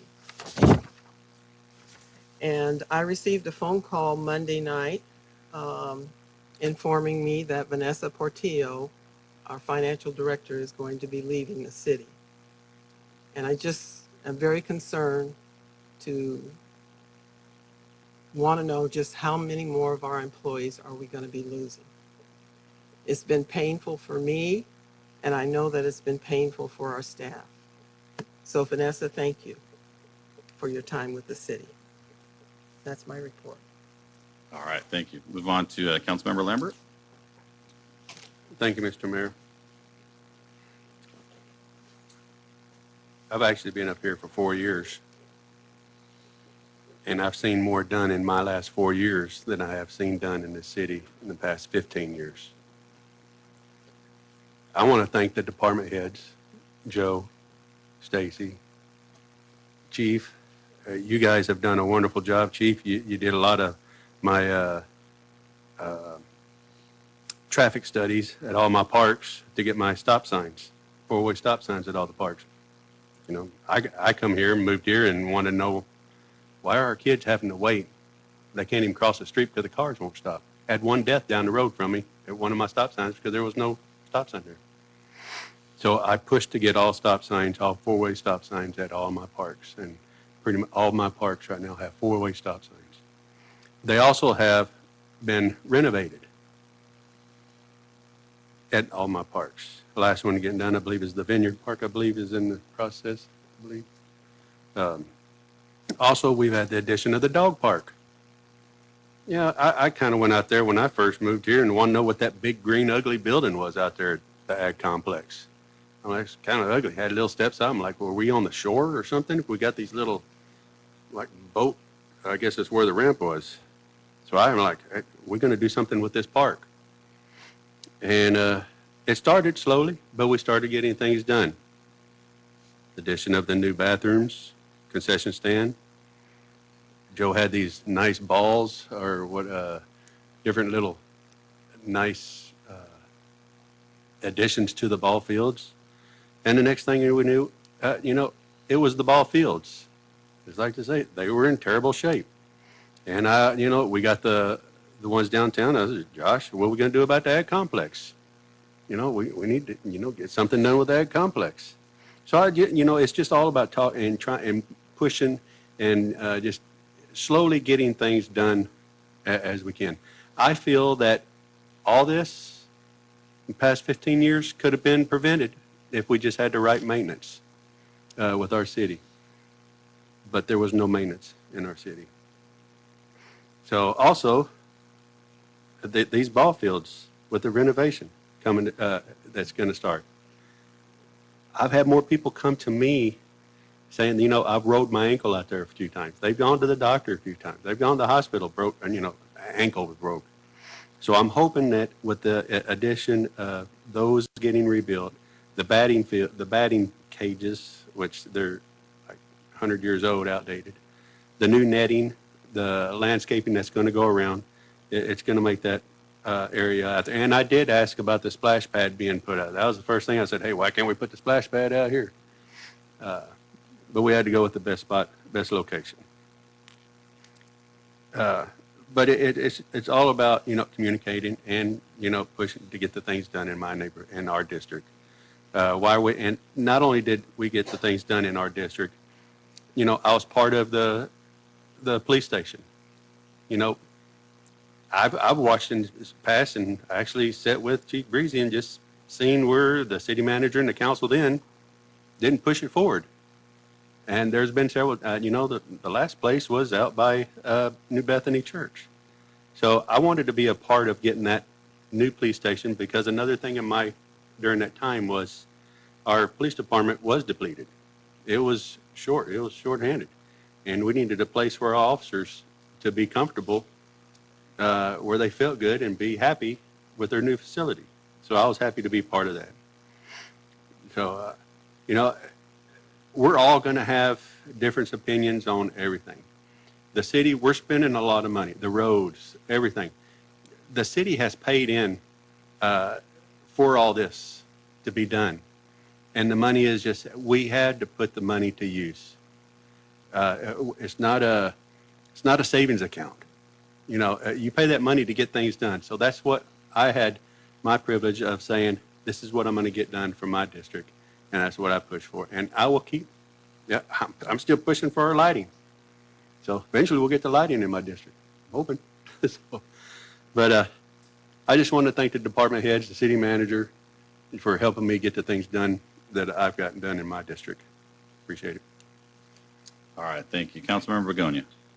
Yeah, I've had the opportunity to be out in my district just talking to people, and people are happy with, that we're paving roads and trimming trees. We've paved B Street, Somerset Street, Monterey Street, Castellana Street, Fallbrook, and Snow Goose will be both paved soon. We've trimmed trees on St. Louis Street all the way to Ward Road, and we're planting more trees to be trimmed here in this district in this year. The funny thing about trees and paving roads and fixing up roads is everyone's happy about it. They see it all being done, but we never are paving the trees or paving the roads, paving trees. I keep going with the paving trees. Paving roads and trimming trees is never the right ones. But Sunrise Ranch Park will be getting developed soon. A new inclusive playground at College Greens Parks that, we talked about that. And I live by that park, and that park's just always packed. It's just a great park, whether people are playing volleyball, practicing soccer, baseball, 30, 40 kids on the playground. It's been awesome. We've did a new basketball courts were constructed at Meadowlands 2 Park. We also painted a basketball court there too, so kids are always excited with color and decoration. I'd like for us to get moving with Shaughnessy Village Park. However, it's now tied up with the lawyers and the developer, as the city manager said. And that developer was here today, and he told us all that it was been ready to build for 4 years, but I've been here for 2. Sounds to me like it should have been done 2 years before I showed up, but that's just how I think. We voted last week for Colorado Ballpark. I'm very excited about that, and the splash pad that will be included on the project. And we talked about our homeless encampment tonight, and very excited for the $11.8 million coming away and all the amazing work that the 2 ladies have done on that, and as well as the rest of the city staff.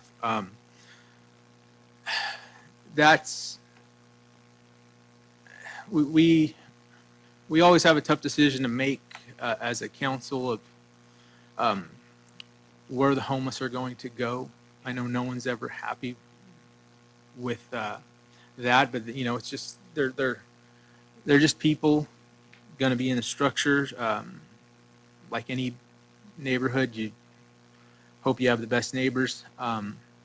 So give them a chance. I know it may not be where those people that live in that area, maybe in the mobile home park, may not want them there, but it's going to be managed, and I know we'll do a great job. So, we'll give them a chance there. So I am excited for that to be coming in soon. Our new animal shelter is being constructed right now, and we look forward to that opening very soon. So that's it for me. All right, Councilmember Jones. Thank you, Mayor. I guess since we're on the topic of all the stuff that's been going on in our districts, it's kind of remarkable that none of these have really been listed in the newspaper.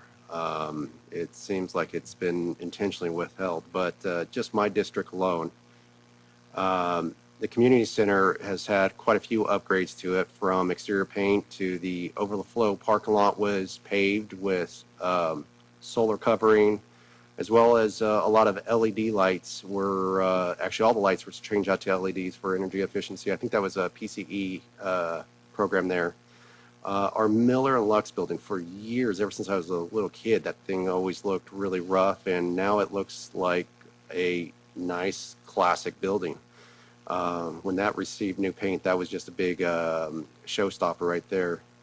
A lot of trees throughout town, but specifically downtown, trees got trimmed. Presidential streets, the trees got trimmed, as well as in the state streets. And the reason why that's so important is one of my first requests when I was on city council. I mean, my first 3 years on here, it seemed like it was such an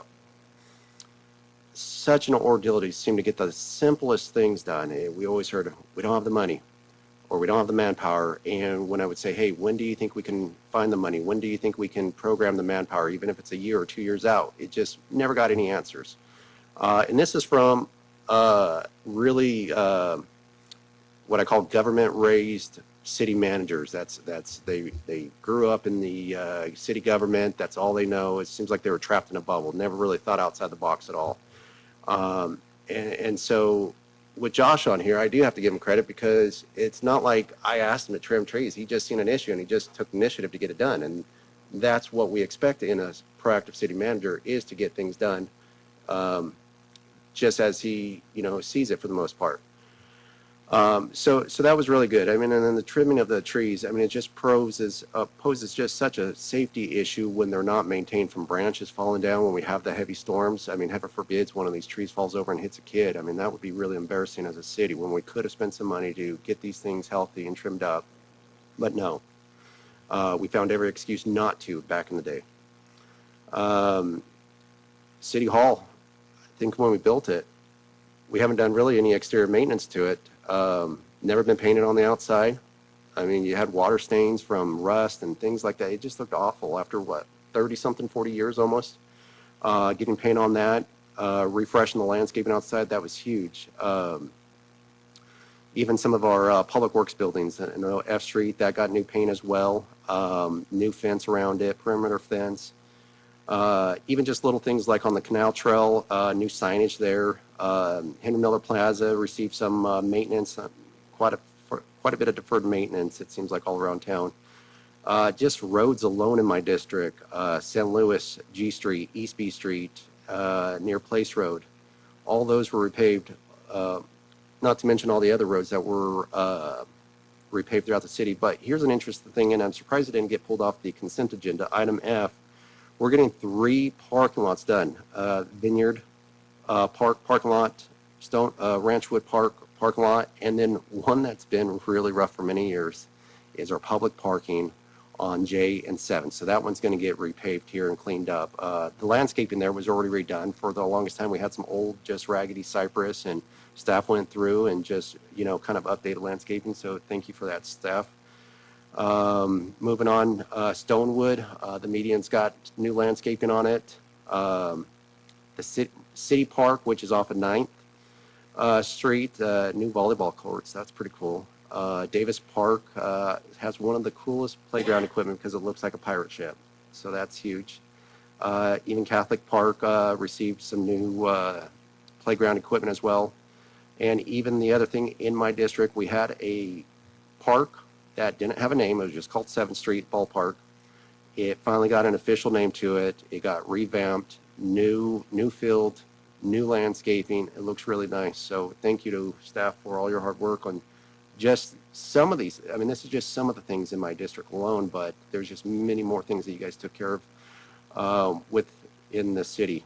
And then Police Chief Reyna, who designed the new graphics?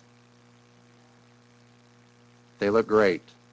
I'm glad you guys did that. It really brings Los Banos into 2024, so thank you for that. And that is all.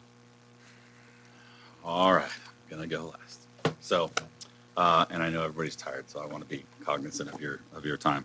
I want to address a couple of things that were comments that were made in the public forum that kind of coincide with each other, so it kind of works out. First of all, the San Luis and Ward, the 2014 shooting that we had 10 years ago. I was actually one of the investigators for that. That was a horrific, tragedy, and so again, I know that Chief Reyna and the police department, we can come up with some proactive ideas of whatever that means, sending our gang unit out there, extra patrol, whatever that is. I have complete faith our police chief can do that. People were talking about, calls for service and what it takes to get the police officers here and the police department here. I kind of want you guys to understand the ratio. It's 1 to 10,000. There are 10,000 of you and there's one officer. So when the calls for service that come in, they have to be triaged, they have to be prioritized. And so again, if you have a knocked over garbage can or if you have a cat in a tree, yes, you're not going to be at the top of the list. I'm sorry. That's just reality. And so again, I want to thank our chief for what he does. And again, for our officers for what they do. There was a nice little script here tonight that we saw in the last meeting to the election. So I thought that was interesting. One of the comments was made, I absolutely want to address, is Mr. Hostetler made the comment about my home in Dos Palace in 2004. So yes, 20 years ago, I did buy a house in the city of Dos Palace while I was a detective here. And we had received a raise from the police department from 2007. Well, guess what? I took a 40% pay cut and 3 police officers were laid off when I bought my home. And so unfortunately, I had to make the decision 20 years ago to walk away from my home. Everything worked out amazingly for me because now I live in this beautiful city and my house is 3 times the size of that one. And so I think I did okay. It was a really tough decision for me to make as a young father of 2 at the time, but I had to do it. And sadly, because of some council members that sat up here at that time and how they negotiated with labor unions, our raise was way too big for what we should have gotten. And the financial impact, I had to feel the brunt of that. So I took a 40% pay cut and 3 of my colleagues were laid off. And so again, and I say that and I tell you that story because again, Mr. Hostetler's correct when he talks about my house in Dos Palace. But I also will never forget that when it comes to labor negotiations. I was a police officer union president for 7 years. I took that job very seriously. And again, police officers, nobody gets paid enough, in my opinion, for some of the jobs that they do in the city. And we don't have an unlimited budget. And I will never forget that feeling that I had that, hey, I just took a huge pay cut and I'm going to lose my house. And I never want another city employee to feel the way that I did back then. And so I take that very seriously. And I also take the expertise of our finance department when they say, hey, let's negotiate and here's what we can afford. And so again, I take all that into consideration. With that being said, one of the things that I'm sure the public doesn't know or understand is in a city, and now I've done it on both sides of the table, when you negotiate for labor things and like that, there are rules and there are opening conversations that how you're going to do things and have those. And as a city council, and we go into closed session and all we do is give authority to the city manager to then negotiate. And we say, okay, here's the conversation that we want you to have. Nowhere, and again, in what we've done this time, and this is my first time sitting on this side of the table, none of the 5 sitting council members up here had any issues with the direction that we gave our city manager regarding negotiations.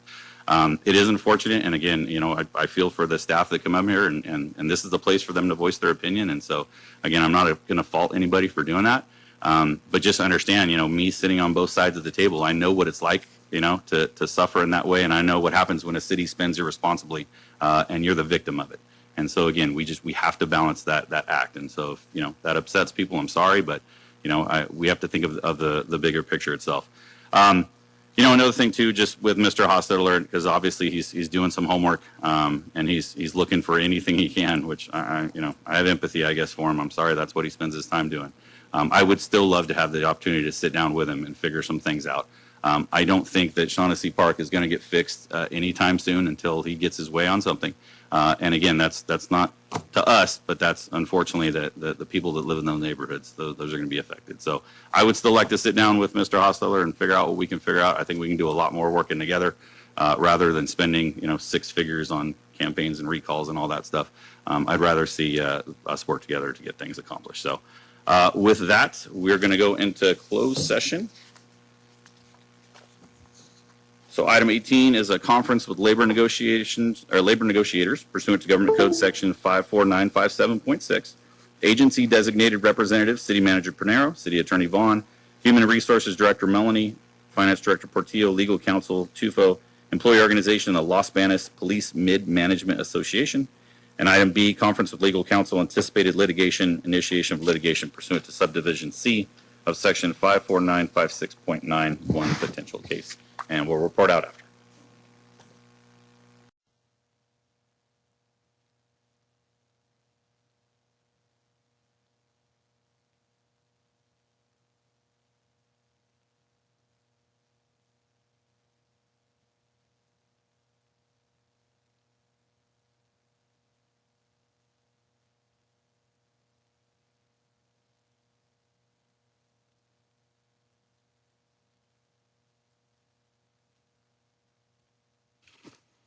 All right, we're back from closed session. For item 18A, direction has been given, no reportable action. And item 18B, direction has been given to staff with no reportable action. Look for a motion to adjourn. Councilmember Lambert. I'll make motion to adjourn. Councilmember Begonia. Second. All right, all those in favor? Aye. All right, meeting dismissed 11:15.